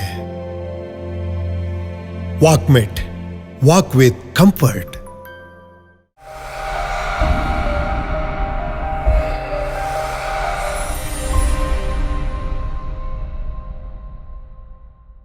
ಹೃದಯವಂತಿಕೆಯ ಒಂದು ಕೆಲಸ, ಒಂದು ಅದ್ಭುತವಾದ ಜಾಗ, ಕರುಣೆಯ ಕತೆ. UC ಪೌಲೋಸ್ ಅವರ ಜೀವನ, ಸಿಯೋನ್ ಆಶ್ರಮದ ಒಂದು ಜರ್ನಿ ಇದೆಲ್ಲವನ್ನ ಇವತ್ತಿನ ಮೈ ಆಟೋಗ್ರಾಫ್ ಅಲ್ಲಿ ಮಾತಾಡ್ತಾ ಇದ್ವಿ. ಮತ್ತೊಮ್ಮೆ ಎಲ್ಲ ವೀಕ್ಷಕರಿಗೆ ಪ್ರೀತಿಯ ಸ್ವಾಗತ. ಇನ್ನು ಈ 380 ಜನ ಅಥವಾ ಇಲ್ಲಿಂದ ಹೊರಗಡೆ ಹೋದವ್ರನ್ನೆಲ್ಲ ಸೇರಿಸಿದ್ರೆ ಸಾವಿರಾರು ಜನ ಮಾನಸಿಕವಾಗಿ ನೊಂದಿರುವಂತವ್ರು ಅಥವಾ ಮಾನಸಿಕ ಅಸ್ವಸ್ಥತೆಗೆ ಒಳಗಾದವರಿಗೆ ಒಂದು ಪುನರ್ವಸತಿ ಕಲ್ಪಿಸುವಂತ ಕೆಲಸ ನೀವು ಮಾಡ್ಕೊಂಡು ಬರ್ತಿದ್ದೀರಿ. ಇದೆಲ್ಲದರ ಹಿಂದೆ ನೀವು ಆಗ್ಲೇ ಹೇಳಿದ್ರಿ, ಚಿಕ್ಕ ವಯಸ್ಸಲ್ಲಿ ತಂದೆ ಹತ್ರ ನಾನು ಒಳ್ಳೆ ಕೆಲಸ ಮಾಡ್ಬೇಕು ಅಂತಿದ್ದೆ, ಕಾಲ ಬಂದಾಗ ನಿನಗೆ ಅದು ಸಿಗುತ್ತೆ ಅಂತ ನಿಮ್ ತಂದೆ ಹೇಳಿದ್ರು ಅನ್ನೋದು. ತಂದೆ ಅಥವಾ ತಾಯಿ ಅಂತ ಹೇಳಿದಾಗ ನಿಮ್ಗೆ ತುಂಬಾ ಕಾಡುವಂತ ಒಂದು ನೆನಪು ಯಾವತ್ತು ನೆನಪಾದಾಗ ಎಲ್ಲೋ ಒಂದು ಕ್ಷಣ ನೀವು ಅಲ್ಲಿಗೆ ಹೋಗ್ಬಿಡ್ತೀರಿ ಅಂತ ಹೇಳು ಘಟನೆ. ಇದಕ್ಕೆ ಇನ್ನೊಂದು ಕಾರಣ, ನನ್ನ ಅನಿಸಿಕೆ ಅದು 100ಕ್ಕೆ 100 ಆಗಿದೆ. ಕಾರಣ ಏನಂತಾರೆ ಹೇಳಿದ್ರೆ, ನಿಜವಾಗ್ಲೂ ಹೇಳಿದ್ರೆ ನನ್ನ ತಾಯಿ ಮಾನಸಿಕ ರೋಗಿ ಆಗಿದ್ರು. ಓಕೆ, ಎಲ್ಲೋ ಒಂದ್ ಕಡೆ ಇದು ಕೂಡ ನಿಮ್ಗೆ ಒಂದು ಸ್ವಲ್ಪ ಇದನ್ನ ಮಾಡ್ಲಿಕ್ಕೆ ಅಲ್ಲ, ಕಾರಣ ದೇವರ ಪದ್ಧತಿಯನ್ನು ನಾನು ಹೇಳ್ತೇನೆ. ದೇವರು ಯಾವ ರೀತಿಯಲ್ಲಿ ನಾವು ಕ್ರೋಢೀಕರಿಸ್ತಾರೆ ಎಂಬುದಕ್ಕೆ ಒಂದು ದೃಷ್ಟಾಂತ. ನನ್ನ ತಾಯಿ ಮಾನಸಿಕ ರೋಗಿ ಆಗಿದ್ರು. ಅದು ತುಂಬ ಮಂದಿಗೆ ಊರಿನವರು ಎಲ್ಲರಿಗೂ ಗೊತ್ತಿದೆ. ಅದು ಯಾವಾಗ ಮಾನಸಿಕ ರೋಗಿ ಆಗಿದ್ದು ಅಂತ ಹೇಳಿದ್ರೆ, ನಿಜವಾಗ್ಲೂ ನನ್ನ ತಂದೆ ಮದುವೆ ಆಗಿ ನನ್ನ ತಾಯಿಯನ್ನು ಮನೆಗೆ ಕರ್ಕೊಂಡು ಬಂದು 5ನೇ ದಿವಸ ನನ್ನ ತಾಯಿ ಮಾನಸಿಕ ರೋಗಿ ಆಗಿ ಮದುವೆ ಆದ ಹೊಸ್ತರಲ್ಲ, ಮದುವೆ ಆದ ಅದೇ ಟೈಮಲ್ಲಿ. ಅವಾಗ ನಾವು ಅನಿಸ್ಕೊಳ್ಬೇಕು, ನನ್ನ ತಂದೆ ಆ ತಾಯಿಯನ್ನು ಅವರು 76ನೇ ಇಸವಿಯಲ್ಲಿ, ಅವರು 6ನೇ ಇಸವಿಯವರೆಗೆ ಅವರು ತೀರುವಾಗ ಸಣ್ಣ 75 ವರ್ಷ, 76ನೇ ಇಸವಿಯಲ್ಲಿ ಅವರು ತೀರೋಗಿದ್ದಾರೆ. ಎಷ್ಟು ಕಷ್ಟದಲ್ಲಿ ಆ ತಾಯಿಯನ್ನು ಅವರು ಸುಮಾರು 50 ವರ್ಷ ಮಾನಸಿಕ ರೋಗಿಯನ್ನ ಸಾಕಿದ್ರು. ಆದರೆ ಇನ್ನೊಂದು ಘಟನೆ ಇದೆ. ನನ್ನ ತಂದೆ ತಾಯಿಗೆ ಸುರುವಿಗೆ ಒಂದು ಹೆಣ್ಣು ಮಗು ಹುಟ್ಟಿತು. ಆ ಹೆಣ್ಣು ಮಗು ಸುಮಾರು ಒಂದು 3-4 ತಿಂಗಳು ಪ್ರಾಯ ಇರುವಾಗ ಈ ಮಗುವನ್ನು ಕಬಾಟಲ್ಲಿ ಹಾಕಿ ಚಾವಿ ಹಿಡ್ಕೊಂಡು ತಾಯಿ ಹೋಗ್ಬಿಟ್ರು. ಓ ಮೈ ಗಾಡ್, ಮಾನಸಿಕ ರೋಗದಲ್ಲಿ. ಈ ಮಗು ಅಲ್ಲಿ ಡೆತ್ ಆಯಿತು. ಒಂದೊಂದು ಘಟನೆಗಳು ಅನಿಸಿದರೆ ದೇವರಿಗೆ ಎಲ್ಲದಕ್ಕೊಂದು ಪ್ಲ್ಯಾನ್ ಉಂಟು. ಒಂದಾಗಿ ಆಯಿತಾ, ಸೆಕೆಂಡು ಇನ್ನೊಂದು ಮಗು 4 ವರ್ಷ ನಂತರ ಪುನೊಂದು ಮಗು ಹುಟ್ಟಿತು. ಅದು ಕೂಡ ಅದೇ ರೀತಿಯಲ್ಲಿ ಆಯಿತು. ತಾಯಿಯಿಂದನೇ ಈ ಮಗು ಡೆತ್ ಆಯಿತು. ಅಯ್ಯೋ, ಅಂದರೆ ಅವ್ರ ಮನೆ ದೊಡ್ಡ ಮನೆ ಇತ್ತು, 2 ಮಾಳಿಗೆ ದೊಡ್ಡ ಮನೆ ಇತ್ತು. ಕಬಾಟಲ್ಲಿ ಹಾಕಿ ಬೀಗ ಹಾಕಿ, ರೂಮಿಗೆ ಬೀಗ ಹಾಕಿ ಇವರು ಹೋಗಿಬಿಟ್ರು. ಗೊತ್ತಿಲ್ಲ ಮಗುವನ್ನು ಇವರಂದ್ರೆ ಮಗುನ ಹಿಡ್ಕೊಂಡು ಯಾವಾಗಲೂ ಹೋಗ್ತಾ ಇದ್ದಾರೆ, ಮೆಂಟಲ್ ಆಗಿ ಹೋಗ್ತಾ ಇದ್ದಾರಲ್ಲ, ಆ ರೀತಿಯಲ್ಲಿ ಹೋಗಿದ್ದಾರೆ ಅಂತ ಮನೇಲಿ ಅನಿಸ್ಕೊಂಡ್ರು. ಇವ್ರು ನೋಡುವಾಗ ಇಲ್ಲ. ಅವ್ರ ಹತ್ರ ಅಲ್ಲಿ ಹೋಗಿ ನಾನು ಮಗುವನ್ನು ಜೋಪಾನವಾಗಿ ಇಟ್ಟಿದ್ದೇನೆ, ಬೀಗ ಹಾಕಿ ಬಂದೇನೆ, ಯಾರೂ ಮುಟ್ಟುವುದಿಲ್ಲ ಅಂತ ಹೇಳಿದ್ರು. ಇದು 3-4 ದಿವಸ ನಂತರ ಈ ಮಗು ಅಲ್ಲಿ ಡೆತ್ ಆಯಿತು. ಹಾಗೆ 2 ಘಟನೆ ಆಯಿತು. ಹಾಗೆ 3ನೇ ಮತ್ತೆ ನನ್ನ ಅಕ್ಕ ಹುಟ್ಟಿದ್ದು, ಅವರು ಹೇಗೋ ಬಚಾವಾಯಿತು. 4ನೇ ಮಗು ನಾನು 1.5 ತಿಂಗಳು ಮಗು ಇರುವಾಗ ಈ 2ನೇ ಮಾಳಿಗೆಯಿಂದ ಕಾಲಲ್ಲಿ ಹಿಡಿದು ನನಗೆ ಹೊರಗೆ ಹೋಗಿ ಬಿಸಾಡಿದರು. ಮನೆಯಿಂದ ಹೊರಗೆ? 2ನೇ ಮಾಳಿಗೆಯಿಂದ ಕೆಳಗೆ ಬಿಸಾಡಿ. ಇಷ್ಟವರೆಗೆ ನಾನು ಈ ಘಟನೆಯಲ್ಲಿ ಹೇಳಿಲ್ಲ. ಹೊರಗೆ ಬಿಸಾಡಿದಾಗ ಏನಾಯಿತು, ಯಾರೋ ದಾರಿಯಲ್ಲಿ ಒಬ್ಬ ನಡ್ಕೊಂಡು ಬರ್ತಿದ್ದ. ಏನೋ ಬೊಬ್ಬೆ ಕೇಳಿಕೊಂಡು ಇವರು ಕೈಗೆ ಹಿಡಿದ್ರು. ಈ ಮಗು ಅವರ ಕೈಗೆ ಹೋಗ್ಬಿಟ್ಟು ಕೆಳಗೆ ಬೀಳುವ ಮಗುವನ್ನ ಅವ್ರ ಕೈ ಹಿಡಿದ್ರು. ಬಹುಶಃ ದೇವರೇ ಖಂಡಿತ ಇರಬೇಕು. ಅದಕ್ಕೆ ಹೇಳಿದ್ರು, ದೇವರಿಗೆ ಎಲ್ಲದಕ್ಕೊಂದು ಪದ್ಧತಿ ಉಂಟು. ಇವರೇನು ಮಾಡಿದ್ರು, ಮತ್ತೆ ಆ ಮಗುವನ್ನು ಹಿಡ್ಕೊಂಡು ಹೋಗಿ ಒಂದು ಕಾನ್ವೆಂಟಲ್ಲಿ ಇಟ್ಟು ಅವರು ಹೋಗಿಬಿಟ್ರು. ಓಕೆ, ಇವರು ಮಗುವನ್ನು ಹಿಡ್ಕೊಂಡು ಹೋದ ಕೂಡಲೇ ನಮ್ಮ ತಾಯಿ ಮತ್ತು ಇವರು ಹಿಂದೆ ಕಲ್ಲುದನ್ನು ಹಿಡ್ಕೊಂಡು ಬೈದುಕೊಂಡು ಓಡಿದರು. ಓಡಿದಾಗ ಇವರು ಬೇರೆ ಯಾವುದೋ ಅಡ್ಡದಾರಿಗೆ ಹೋಗಿ ಒಂದು ಕಾನ್ವೆಂಟಲ್ಲಿ ಇಟ್ಟು ಹೋದರು. ಮತ್ತು ತಾಯಿಗೆ ಮಗು ಸಿಕ್ಕಿಲ್ಲ. ತಾಯಿ ಕೂಡ ಆಗ ಫುಲ್ಲು ಮೆಂಟಲ್. ನಿಜವಾಗಲೂ ಆವತ್ತಿನ ಘಟನೆ ಹೇಳಿದರೆ, ನನ್ನ ತಾಯಿ ಮನೆ ತುಂಬ ಪೂವರ್ ಇತ್ತು, ತಂದೆ ಮನೆ ಕೋಟ್ಯಾಧಿಪತಿ ಇತ್ತು. ಗೊತ್ತಾಯ್ತಲ್ಲ. ಆ ಮದುವೆ ಆಗಿ 5ನೇ ದಿವಸ ಬಂದಾಗ ನಮ್ಮ ತಾಯಿಯ ಅತ್ತೆ, ನನ್ನ ಅಜ್ಜಿ, ಈ ಅವರು ತಂದೆಯವರು ಎಲ್ಲರಿಗೂ ಹಿರಿಯವರು. ಆಗ ಹಿರಿಯ ಇದು ಸೊಸೆ ಇವರು ಬಂದು ಇವ್ರ ಹತ್ರ ನೋಡಮ್ಮ, ಇದೆಲ್ಲ ಜವಾಬ್ದಾರಿ ಏನು ನೀನು ನೋಡ್ಕೋಬೇಕು, ನೀನು ದೊಡ್ಡವಳು ಹಿರಿಯವಳು ಅಂತ ಹೇಳ್ಕೊಂಡು ಚಾವಿ ಎಲ್ಲ ತೆಗೆದು ಇವ್ರ ಹತ್ರ ಕೊಡ್ತಾರೆ. ಇದು ಕೊಟ್ಟ ಕೂಡಲೇ ಇವರಿಗೆ ಒಂಥರ ಇದಾಯಿತು. ನಾನು ಏನು ಮಾಡೋದು, ಅದನ್ನು ಹೇಗೆ ಹ್ಯಾಂಡಲ್ ಮಾಡೋದು ಅಂತ ಒಂದೇ ಆಘಾತದಿಂದ ಅವರಿಗೆ ಅದು ಸ್ಟಾರ್ಟ್ ಆಗಿತ್ತು. ಆವತ್ತಿನ ಲೆಕ್ಕದಲ್ಲಿ ಎಷ್ಟೋ ಲಕ್ಷಾಂತರ ರೂಪಾಯಿ ಖರ್ಚು ಮಾಡಿದ್ದಾರೆ, ಆದರೆ ಆಗಿಲ್ಲ. ಅದರ ನಂತರ ನೋಡಿ, ನನ್ನ ತಂದೆಯವರಿಗೆ ಮಾನಸಿಕ ಸ್ಥಿರತೆ ತಪ್ಪಿ ಮಧ್ಯೆ ಅವರೊಂದು ಮದ್ಯಪಾನಿ ಆಯಿತು. ತುಂಬ ಬಿಸ್ನೆಸ್, ದೊಡ್ಡ ಹೋಲ್ಸೇಲ್ ಬಿಸ್ನೆಸ್ ಇತ್ತು, ಅದೆಲ್ಲ ಲಾಸ್ ಆಯಿತು. ಅಜ್ಜನಿಗೆ ಕೂಡ ಬೇಸರ ಆಗಿ ಅವರು ಒಂದು 6 ತಿಂಗಳು ಅವರು ತೀರೋದ್ರು. ಅಜ್ಜಿಗೆ ಬೇಸರ ಆಗಿ ಅವರು ಕೂಡ ಬೇಗ ತೀರೋದ್ರು. ಅದನಂತರ ತಂದೆಯ ತಮ್ಮಂದಿರು 3 ಜನ, ತಂಗಿಯಂದರು 4 ಜನ, ಇವ್ರನ್ನೆಲ್ಲ ಮದುವೆ ಮಾಡಿಸೋದು ಕೊಡುವುದು ಈ ಎಲ್ಲ ಜವಾಬ್ದಾರಿಗೆ ಇವರೇ ಬಂತು. ಹಾಗೆಲ್ಲ ತಂದೆ ಮಾನಸಿಕ ಸ್ಥಿಮಿತವನ್ನೇ ತಪ್ಪಿ ಹೋಗಿತ್ತು. ಆದರೂ ಮೆಂಟಲ್ ಆಗಿಲ್ಲ. ತಾಯಿಯನ್ನು ಅವರು ಬಿಡಲಿಲ್ಲ, ತಾಯಿಯನ್ನು ಅವರು ಸಾಕಿದ್ರು. ಒಂದು ವಿಷಯ ಗಮನಿಸಬೇಕು ಏನು ಅಂತ ಹೇಳಿದ್ರೆ, ಕೋಟ್ಯಾಧಿಪತಿಯ ಮನೆಗೆ ಬಂದ 5 ದಿವಸದಲ್ಲಿ ಸೊಸೆ ಮೆಂಟಲ್ ಆದ್ಲು. ಆ ಸಂದರ್ಭದಲ್ಲಿ ಅವರು ಅವಳನ್ನ ಬಿಟ್ಟು ಇನ್ನೊಂದು ಮದುವೆ ಮಾಡೋ ಬಗ್ಗೆ ಸಾಮಾನ್ಯವಾಗಿ ಯೋಚನೆ ಮಾಡ್ತಾರೆ. ಇವತ್ತು ಹೆಂಡತಿ ಮನೆಯಲ್ಲಿ ಅಡಿಗೆ ಮಾಡ್ಲಿಲ್ಲ ಅನ್ನೋ ಒಂದು ಕಾರಣಕ್ಕೆ ಡೈವರ್ಸ್ ಆಗುವಂತ ದಿನದಲ್ಲಿ ನಾವಿದ್ದೀವಿ. ಅಂಥದ್ರಲ್ಲಿ ಎಂತಹ ನಮ್ಮ ತಂದೆಯನ್ನು ಎಷ್ಟು ಪೂಜೆ ಮಾಡಿದ್ರೆ ಸಾಕಾಗಲ್ಲ. ನಿಜವಾಗ್ಲೂ ಕೂಡ ಗೊತ್ತಾಯ್ತಲ್ಲ, ತಂದೆ ನಿಮ್ಮ ಪಾಲಿನ ನಿಜವಾದ ದೇವರು. ಹೌದು, ನನ್ನ ಪ್ರಕಾರ ಗೊತ್ತಾಯ್ತಲ್ಲ. ಹಾಗೆ ತಾಯಿ ಈ ಥರ ಆಯಿತು. ಆದರೂ ಕೂಡ ತಾಯಿಗೆ ಅವರಿಗೆ ಮೆಂಟಲ್ ಸ್ಟಾರ್ಟ್ ಆದರೆ ಒಂದು 6 ತಿಂಗಳು ಕಂಟಿನ್ಯೂ ಇರುತ್ತೆ. ಎಷ್ಟು ಮೆಡಿಸಿನ್ ಮಾಡಿ ಏನೇ ಮಾಡಿ ಒಂದು 6 ತಿಂಗಳ ನಂತರ ಕೂಲಾಗಿರ್ತಾರೆ. ಆಗಿರೋದು ಅದು ಆ ಟೈಮಲ್ಲಿ ಯಾರು ಬಂದರೂ ಕೂಡ ಏನಿದೆ ಮನೆಯಲ್ಲಿ ಅದು ಕೊಡಬೇಕು. ಯಾರೇನು ಊಟ ತಿಂಡಿ ಕೊಡದೆ ಅವ್ರಿಗೆ ಬಿಡಲಿಕ್ಕೆ ಅವರಿಗೆ ಮನಸ್ಸಿಲ್ಲ, ಅಷ್ಟು ಇದ್ದಿತ್ತು. ಆದರೆ ಅದು ಆ ರೀತಿಯಲ್ಲಿ ಅದು. ಇನ್ನೊಂದು ಘಟನೆಯ ವಿಷಯ ಹೇಳೋದು, ಕಡೆಗೆ ನನಗೆ ಮದುವೆ ವಿಷಯ ಮಾತುಕತೆ ತುಂಬ ಕಡೆಯಿಂದ ಮದುವೆ ವಿಷಯ ಮಾತುಕತೆ. ಆಗ ತುಂಬ ಸೌಂದರ್ಯವತಿ, ಹಣ ಕೊಡುವವರು ಎಲ್ಲ ಹೇಳಿದರು. ಬೇರೆ ಹಲವಾರು ಕಡೆ ಹೋಗಿ ನೋಡಿದೆ, ಯಾವುದು ನನಗೊಂದು ಮನಸ್ಸಿಗೆ ಹೊಂಬಲಿಲ್ಲ. ಆಗ ನಮ್ಮ ಜೊತೆಯಲ್ಲಿ ಬಂದಾಗ ನಾವು ಇವತ್ತು ಮದುವೆ ನಿಶ್ಚಯ ಮಾಡಲಿಕ್ಕೆ ಬಂದದ್ದಲ್ಲ, ನಾನು ಹೇಳಿಗೆ ನನಗೆ ಹಣ ಬೇಡ, ಸೌಂದರ್ಯ ಬೇಡ, ಆತ್ಮ ಒಂದು ಬೇಕು, ಇದು ಮುಗಿಬೇಕಾಗಿತ್ತು. ಯಾವ ಸ್ವತ್ತು ನಮಗೆ ಶಾಶ್ವತ ಅಲ್ಲ. ಆಗ ಅವ್ರು ಹೇಳಿದರು, ಒಂದು ಹುಡುಗಿ ಇದೆ ನೋಡ್ಲಿಕ್ಕೆ ಏನು ಚಂದ ಇಲ್ಲ, ನನಗೆ ಮನಸ್ಸಿಗೆ ಹಿಡಿಸದೇ ಇಲ್ಲ ಅಂತ ಹೇಳಕ್ಕೆ ಆಗಲ್ಲ. ಯಾರು ಅಂತ ಕೇಳಿದೆ. ಅದು ನಿಜವಾಗಲೂ ಇವರನ್ನು ನಾನು ನೋಡಿದ್ದೇನೆ, ನನಗೆ ಅಷ್ಟು ಪರಿಚಯ ಏನಿಲ್ಲ, ಇಂಥ ಹುಡುಗಿ ಅಂತ ಹೇಳಿದ್ರು. ಸರಿ ಆಗ್ಬೋದು ಅಂತ ಹೇಳಿದ್ರು. ಹಾಗೆ ಅವ್ರು ಹೋಗಿ ಮಾತು ಕೊಟ್ಟು ಬಂದರು. ಅದೇ ಹುಡುಗಿಯನ್ನು ನಾನು ಮದುವೆ ಆಗಿರೋದು. ಎಂತ ಒಂದು ಮನಸ್ಸಿನ ಹುಡುಗಿ ಬೇಕಿತ್ತು, ಅವರೇ ಸಿಕ್ಕಿದ್ರು. ಅದಕ್ಕೆ ಇನ್ನೊಂದು ಇದು ಉಂಟು ಕಥೆ, ಅಲ್ಲಿಗೆ ಮುಗಿದಿಲ್ಲ. ನನ್ನ ಹೆಂಡತಿಯ ಪತ್ನಿ ಕೂಡ ಮಾನಸಿಕ ರೋಗಿ ಆಗಿದ್ರು. ಓಕೆ, ಅವರು ಕೂಡ ಹತ್ತಿರದಿಂದ ಇದನ್ನ ನೋಡಿದ್ದಾರೆ. ಇದು ಈ ನಮ್ಮ ಮನೆ ವಿಷಯ ಅವರಿಗೆ ಗೊತ್ತಿಲ್ಲ. ಆದ್ರೆ ನಾನು ಹೇಳಿದ್ದೇನೆ, ನಮ್ಮ ಮನೆ ವಿಷಯ ಎಟ್ಟು ಸೆಡ್ ಅವ್ರ ಹತ್ರ ಹೇಳಬೇಕು. ನನಗೆ ಇಂಥ ಒಂದು ತಾಯಿ ಇದೆ, ಅವರನ್ನು ಸಹಿಸಲಿಕ್ಕೆ ಸಾಧ್ಯ ಆದರೆ ಮಾತ್ರ ನನಗೆ ಹೆಂಡತಿ. ಅವರು ಇಂಥದ್ದೆಲ್ಲ ಉಪದ್ರ ಮಾಡ್ತಾರೆ.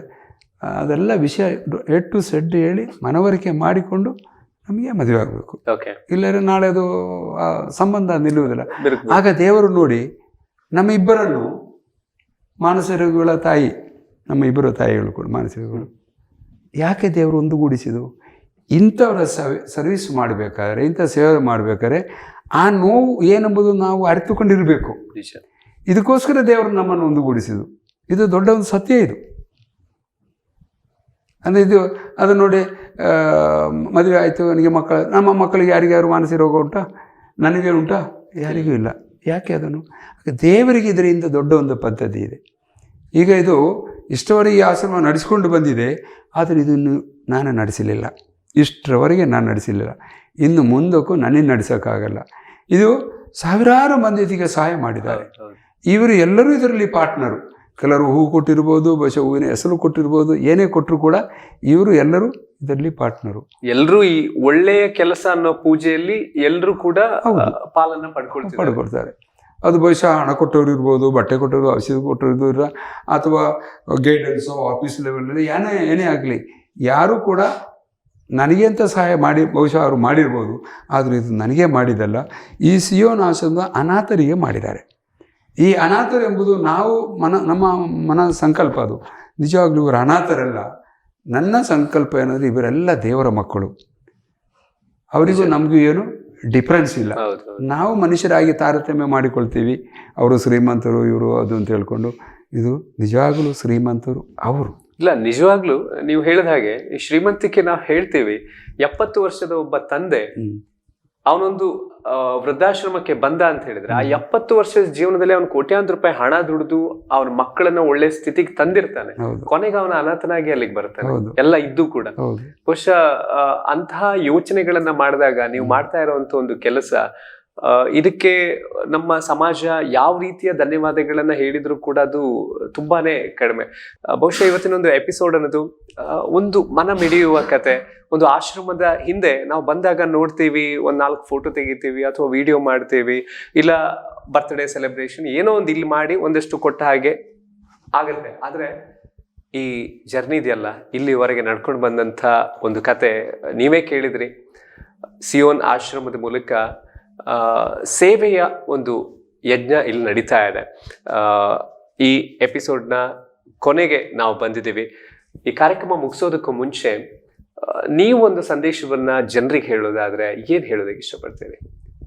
ನಾನು ಈಗ ಸಾರ್ವಜನಿಕರ ನನ್ನ ಒಂದು ವಿನಂತಿ ಏನಂತ ಹೇಳಿದರೆ, ನಾನು ಆವಾಗಲೇ ಹೇಳಿದ್ದೇನೆ, ಈ ಆಶ್ರಮ ನಾನು ಇಷ್ಟವರೆಗೆ ನಡೆಸಲಿಲ್ಲ, ಒಂದು ಮುಂದಕ್ಕೂ ನನ್ನ ನಡೆಸೋಕ್ಕಾಗಲ್ಲ. ನಿಮ್ಮಂಥರ ಸಹಕಾರ, ಸಹಾಯ, ಒಳ್ಳೆಯ ಸಲಹೆ ಸೂಚನೆಗಳು ನಮಗೆ ಅತಿ ಮುಖ್ಯ. ನಾವು ಅದನ್ನು ಸ್ವೀಕಾರ ಮಾಡಲಿಕ್ಕೆ ನಾವು 100% ಸಪೋರ್ಟ್ ಇದ್ದೀವಿ, ಅಲ್ಲ ತಯಾರಿದ್ದೀವಿ. ಅದೇ ರೀತಿಯಲ್ಲಿ ಈಗ ನಿಮ್ಮ ನೆರೆಕರೆಯಲ್ಲಿ, ನಿಮ್ಮ ಸುತ್ತಮುತ್ತ ಅಥವಾ ನಮ್ಮ ರಾಜ್ಯ, ನಮ್ಮ ರಾಷ್ಟ್ರದಲ್ಲಿ ಎಲ್ಲಿ ಇಂಥ ಅನಾಥರು ಅಥವಾ ನಿರ್ಗತರು ಇದ್ದಾರೋ ಅವರಿಗೆ ನಾವೆಲ್ಲರೂ ಸೇರಿ ನಮ್ಮ ಆದಷ್ಟು ಕೈಲಾದಷ್ಟು, ನಮಗೆ ಮಿಕ್ಕಿ ಕೊಡುವುದಲ್ಲ, ನಮ್ಮಲ್ಲಿ ಉಳಿಸಿ ಕೊಡುವುದು ಮುಖ್ಯ. ನಮ್ಮ ಖರ್ಚನ್ನು ನಮಗೆ ಉದಾಹರಣೆಗೆ ನಮಗೆ ಒಂದು 10 ರೂಪಾಯಿ ಖರ್ಚಿದೆ, ಆದರೆ 10 ರೂಪಾಯಿ ನಮಗೆ ಮನಸ್ಸು ಮಾಡಿದರೆ ಅದನ್ನು 2 ರೂಪಾಯಿ ಅಥವಾ 1 ರೂಪಾಯಿ ಆದರೂ ನಮಗೆ ಉಳಿಸ್ಬೋದು.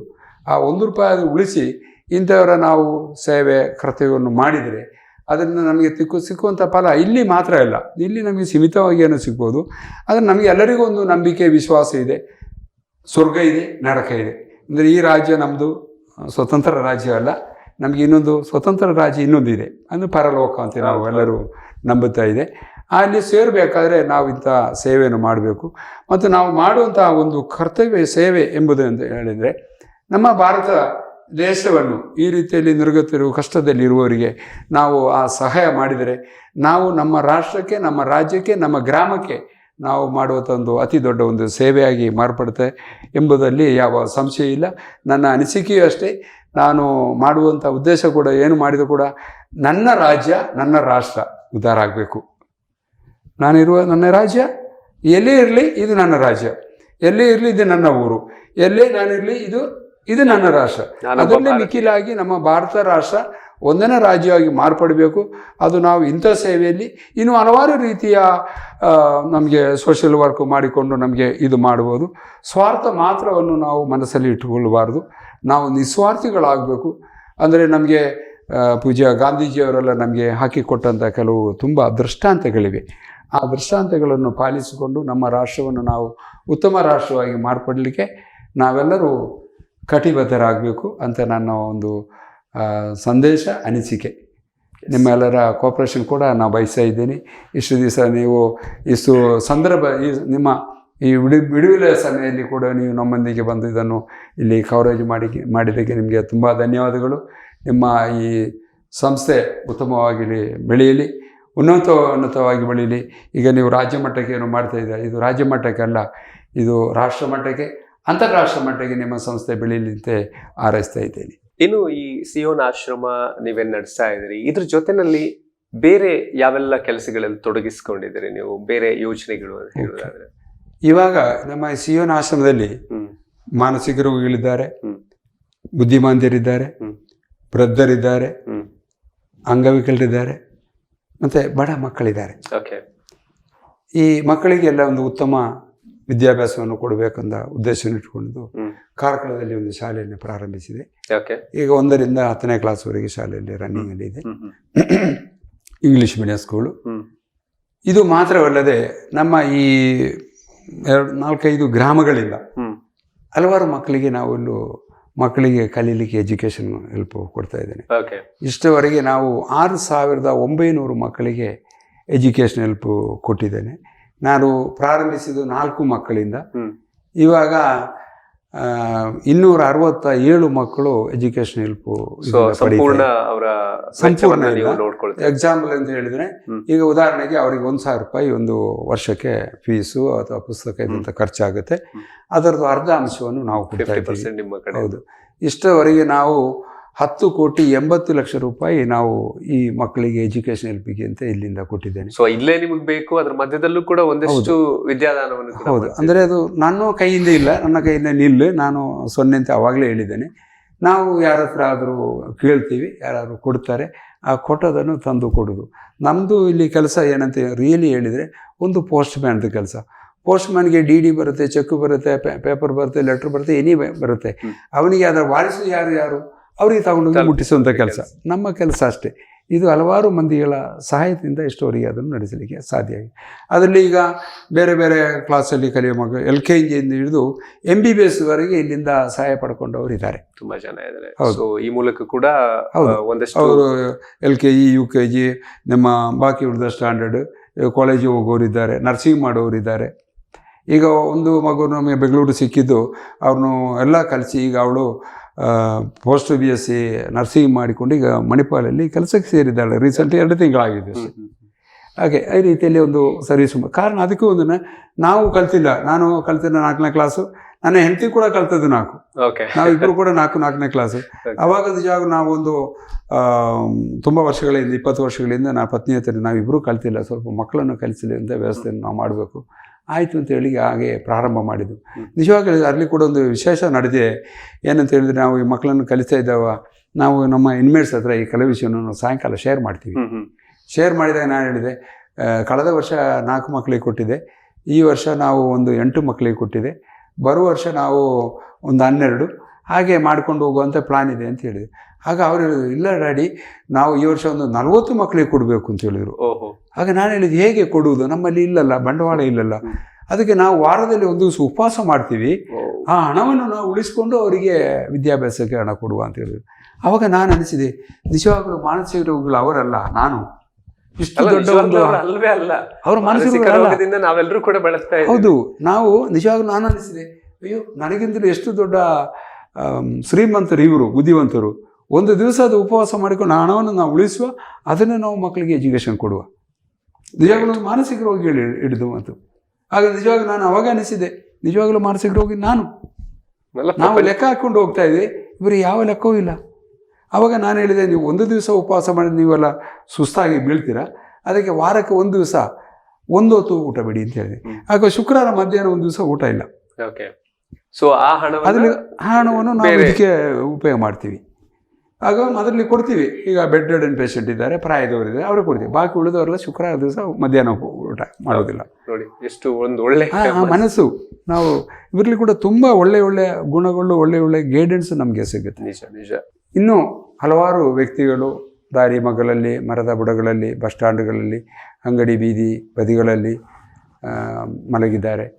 ಅವರನ್ನೆಲ್ಲ ತಂದು ಅವರ ಸೇವೆ ಮಾಡಬೇಕಂತ ಒಂದು ಉದ್ದೇಶವನ್ನು ಇಟ್ಟುಕೊಂಡಿದ್ದೇನೆ. ಅದಕ್ಕೂ ಏನಂತೆ, ಈಗ ನಮಗೆ ಒಂದು ಅಡೆತಡೆ ಇರುವುದು, ಇದಕ್ಕೆ ಬೇಕಾದಂಥ ಕಟ್ಟಡದ ವ್ಯವಸ್ಥೆಗಳು ಕಡಿಮೆ ಇದೆ, ಅದಕ್ಕೆ ಬೇಕಾದಂಥ ವ್ಯವಸ್ಥೆ ಆಗಬೇಕು. ತಮ್ಮಂಥವರು ಉದಾರ ದಾನಿಗಳು ಇದಕ್ಕೆ ಸಹಕರಿಸಬೇಕು. ಮಾತ್ರವಲ್ಲ, ಇಲ್ಲಿ ನಮಗೆ ಸರಿಯಾದ ರೀತಿಯಲ್ಲಿ ಎಲ್ಲ ರೀತಿಯ ಚಿಕಿತ್ಸೆ ಕೊಡುವಂಥ ವ್ಯವಸ್ಥೆ ಕೂಡ ಇಲ್ಲಿ ಪಕ್ಕದಲ್ಲಿ ಯಾವುದೂ ಇಲ್ಲ. ಏನಾದರೂ ಇವರಿಗೆ ಒಂದು ಸೀರಿಯಸ್ ಆದಂಥ ಕಾಯಿಲೆಗಳು ಬಂದರೆ ಎಲ್ಲದಕ್ಕೂ ನಾವು ಮಂಗಳೂರಿಗೆ ಕರ್ಕೊಂಡು ಹೋಗಬೇಕು. ಆವಾಗ ನಮಗೆ ಒಂದು ಪೇಷಂಟಿಗೆ 1-2 ಬೈ ಸ್ಟ್ಯಾಂಡ್ ಅಲ್ಲಿ ನಿಲ್ಲಬೇಕಾಗುತ್ತೆ. ಅದು ನಮಗೆ ಖರ್ಚು ಜಾಸ್ತಿ ಆಗುತ್ತೆ, ಅಷ್ಟು ಸ್ಟಾಫು ಕೂಡ ನಮಗೆ ಇಟ್ಕೊಳ್ಳುವಂಥ ಪರಿಸ್ಥಿತಿ ನಮ್ಮಲ್ಲಿ ಇಲ್ಲ. ಮುಂದೊಂದು ನಮ್ಮದು ಯೋಜನೆ ಅಂತೇಳಿ ಇದಕ್ಕೆ ಬೇಕಾದಂಥ ಈ ಎಲ್ಲ ಒಂದು ಕನಿಷ್ಠ ಪಕ್ಷ 1,000 ಮಂದಿಗೆ ಬೇಕಾದಂಥ ವ್ಯವಸ್ಥೆ ಇಲ್ಲಿ ಆಗಬೇಕು. ಅದಕ್ಕೆ ಬೇಕಾದಂಥ ಒಂದು ಹಾಸ್ಪಿಟಲ್, ಮತ್ತು ಇದು ಹೆಚ್ಚಿನ ಅಂಶ ಇಲ್ಲಿ ಮಾನಸಿಕ ರೋಗಿಗಳಿರುವುದು. ಅದಕ್ಕೆ ನಮ್ಮ ಮುಂದಿನ ಉದ್ದೇಶ ಒಂದು mental health and neuroscience centre ಪ್ರಾರಂಭ ಮಾಡಬೇಕನ್ನೋ ಉದ್ದೇಶವನ್ನು ಇಟ್ಟುಕೊಂಡಿದ್ದೇನೆ. ಅದಕ್ಕೆ ನಿಮ್ಮಂಥ ಉದಾರ ದಾನಿಗಳು ದಯವಿಟ್ಟು ಸಹಕರಿಸಿದರೆ ಖಂಡಿತವಾಗಿ ಸಾಧ್ಯವಾಗುತ್ತೆ. ಅದಕ್ಕೆ ಸೈನ್ಸು ಸೆಂಟ್ರಲ್ಲಿ ಮಾಡಬೇಕಾದ್ರೆ ಖಾಲಿ ಬಿಲ್ಡಿಂಗ್ ಮಾತ್ರ ಸಾಕಾಗೋದಿಲ್ಲ, ಮಿಷಿನರಿ ಮಾತ್ರ ಸಾಕಾಗೋದಿಲ್ಲ. ಅದಕ್ಕೆ ಬೇಕಾದ ಡಾಕ್ಟರ್ಸು ಬೇಕು, ನರ್ಸರ್ಸು ಬೇಕು, ಕೌನ್ಸಿಲರ್ಸು ಬೇಕು. ಅದಕ್ಕೆ ಬೇಕಾದ ಎಲ್ಲ ಇಕ್ವಿಪ್ಮೆಂಟ್ ವ್ಯವಸ್ಥೆಗಳು ಬೇಕು. ಇವರಿಗೆ ಉಳ್ಕೊಳ್ಳುವಂಥ ಕಟ್ಟಡಗಳು, ಮನೆಗಳು, ವ್ಯವಸ್ಥೆಗಳು ಬೇಕು. ಸ್ವಲ್ಪ ದೊಡ್ಡ ಪ್ರಾಜೆಕ್ಟ್. ನಿಮ್ಮಂಥವರ ಹಲವಾರು ದಾನಿಗಳಿದ್ದಾರೆ. ಖಂಡಿತವಾಗೂ ನೀವೆಲ್ಲ ಒಂದು ಮನಸ್ಸು ಮಾಡಿದರೆ ಇದನ್ನು ನಾವೆಲ್ಲರೂ ಸೇರಿಕೊಂಡು ಮಾಡುವಂಥ ಉದ್ದೇಶ ಇದ್ದೇನೆ. ನಿಮ್ಮ ಸಹಕಾರವನ್ನು ನಾವು ಬಯಸ್ತಾ ಇದ್ದೀವಿ. ಖಂಡಿತವಾಗಲೂ ದಾನಿಗಳಿದ್ದಾರೆ.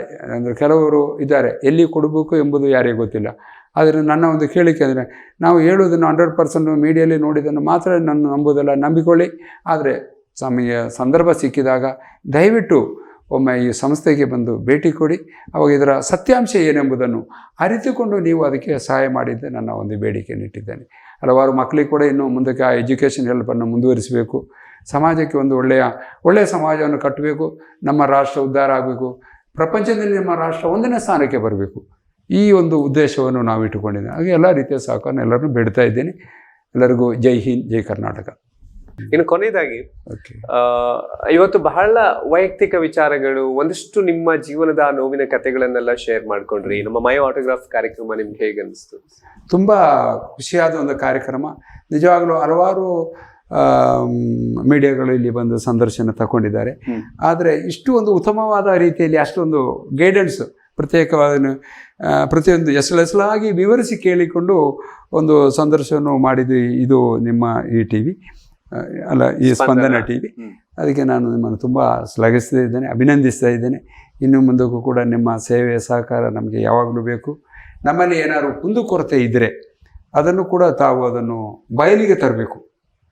ಅಂದರೆ ನಮಗೆ ಒಂದು ಗೈಡೆನ್ಸ್ ಕೊಡಬೇಕು. ನೀವು ಯಾವ ದಾರಿಯ ತಪ್ಪಿ ಹೋಗುತ್ತಾ ಇದೆ ಅದನ್ನು ತಿದ್ದಬೇಕು ಎಂಬ ಒಂದು ಕರ್ತವ್ಯ ಕೂಡ ನಿಮಗಿದೆ ಅಂತ ನಾನು ಈಗ ಹೇಳಲಿಕ್ಕೆ ಇಚ್ಛಪಡ್ತಾ ಇದ್ದೇನೆ.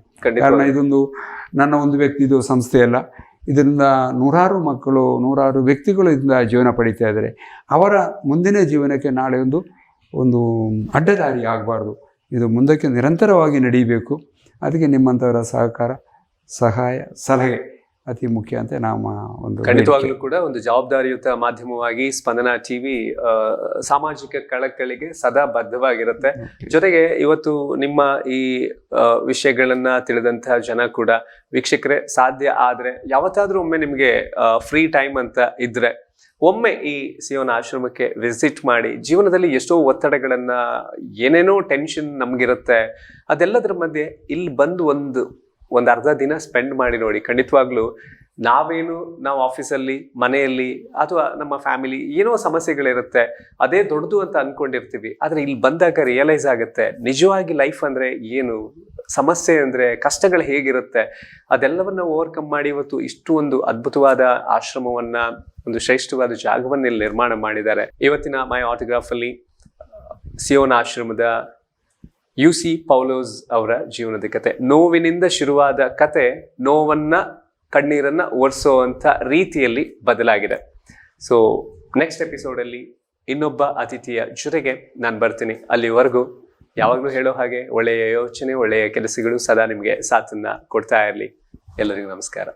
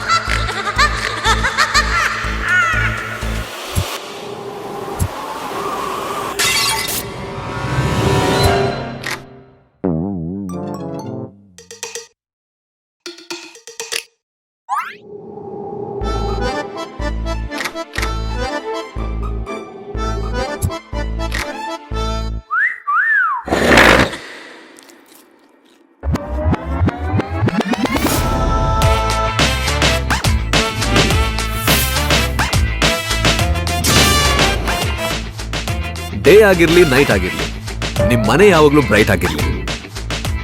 Oshima batteries and inverters, grab the power.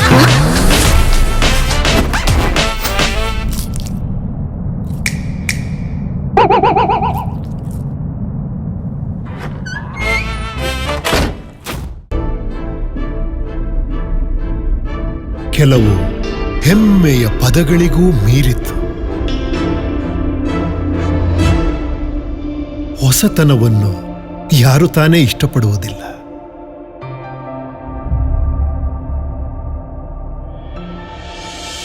ನೀವು ನಡೆದಾಡುವ ದಾರಿ ನಿಮಗೆ ಆನಂದವನ್ನು ತಂದಾಗ,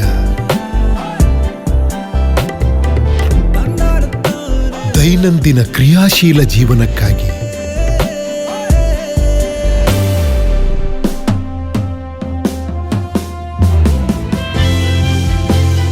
ಬಣ್ಣಗಳ ಸುಂದರ ಲೋಕದಲ್ಲಿ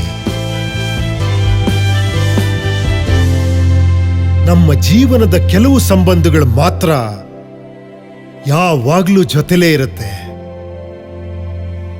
ವಾಕ್ಮೇಟ್, ವಾಕ್ ವಿತ್ ಕಂಫರ್ಟ್.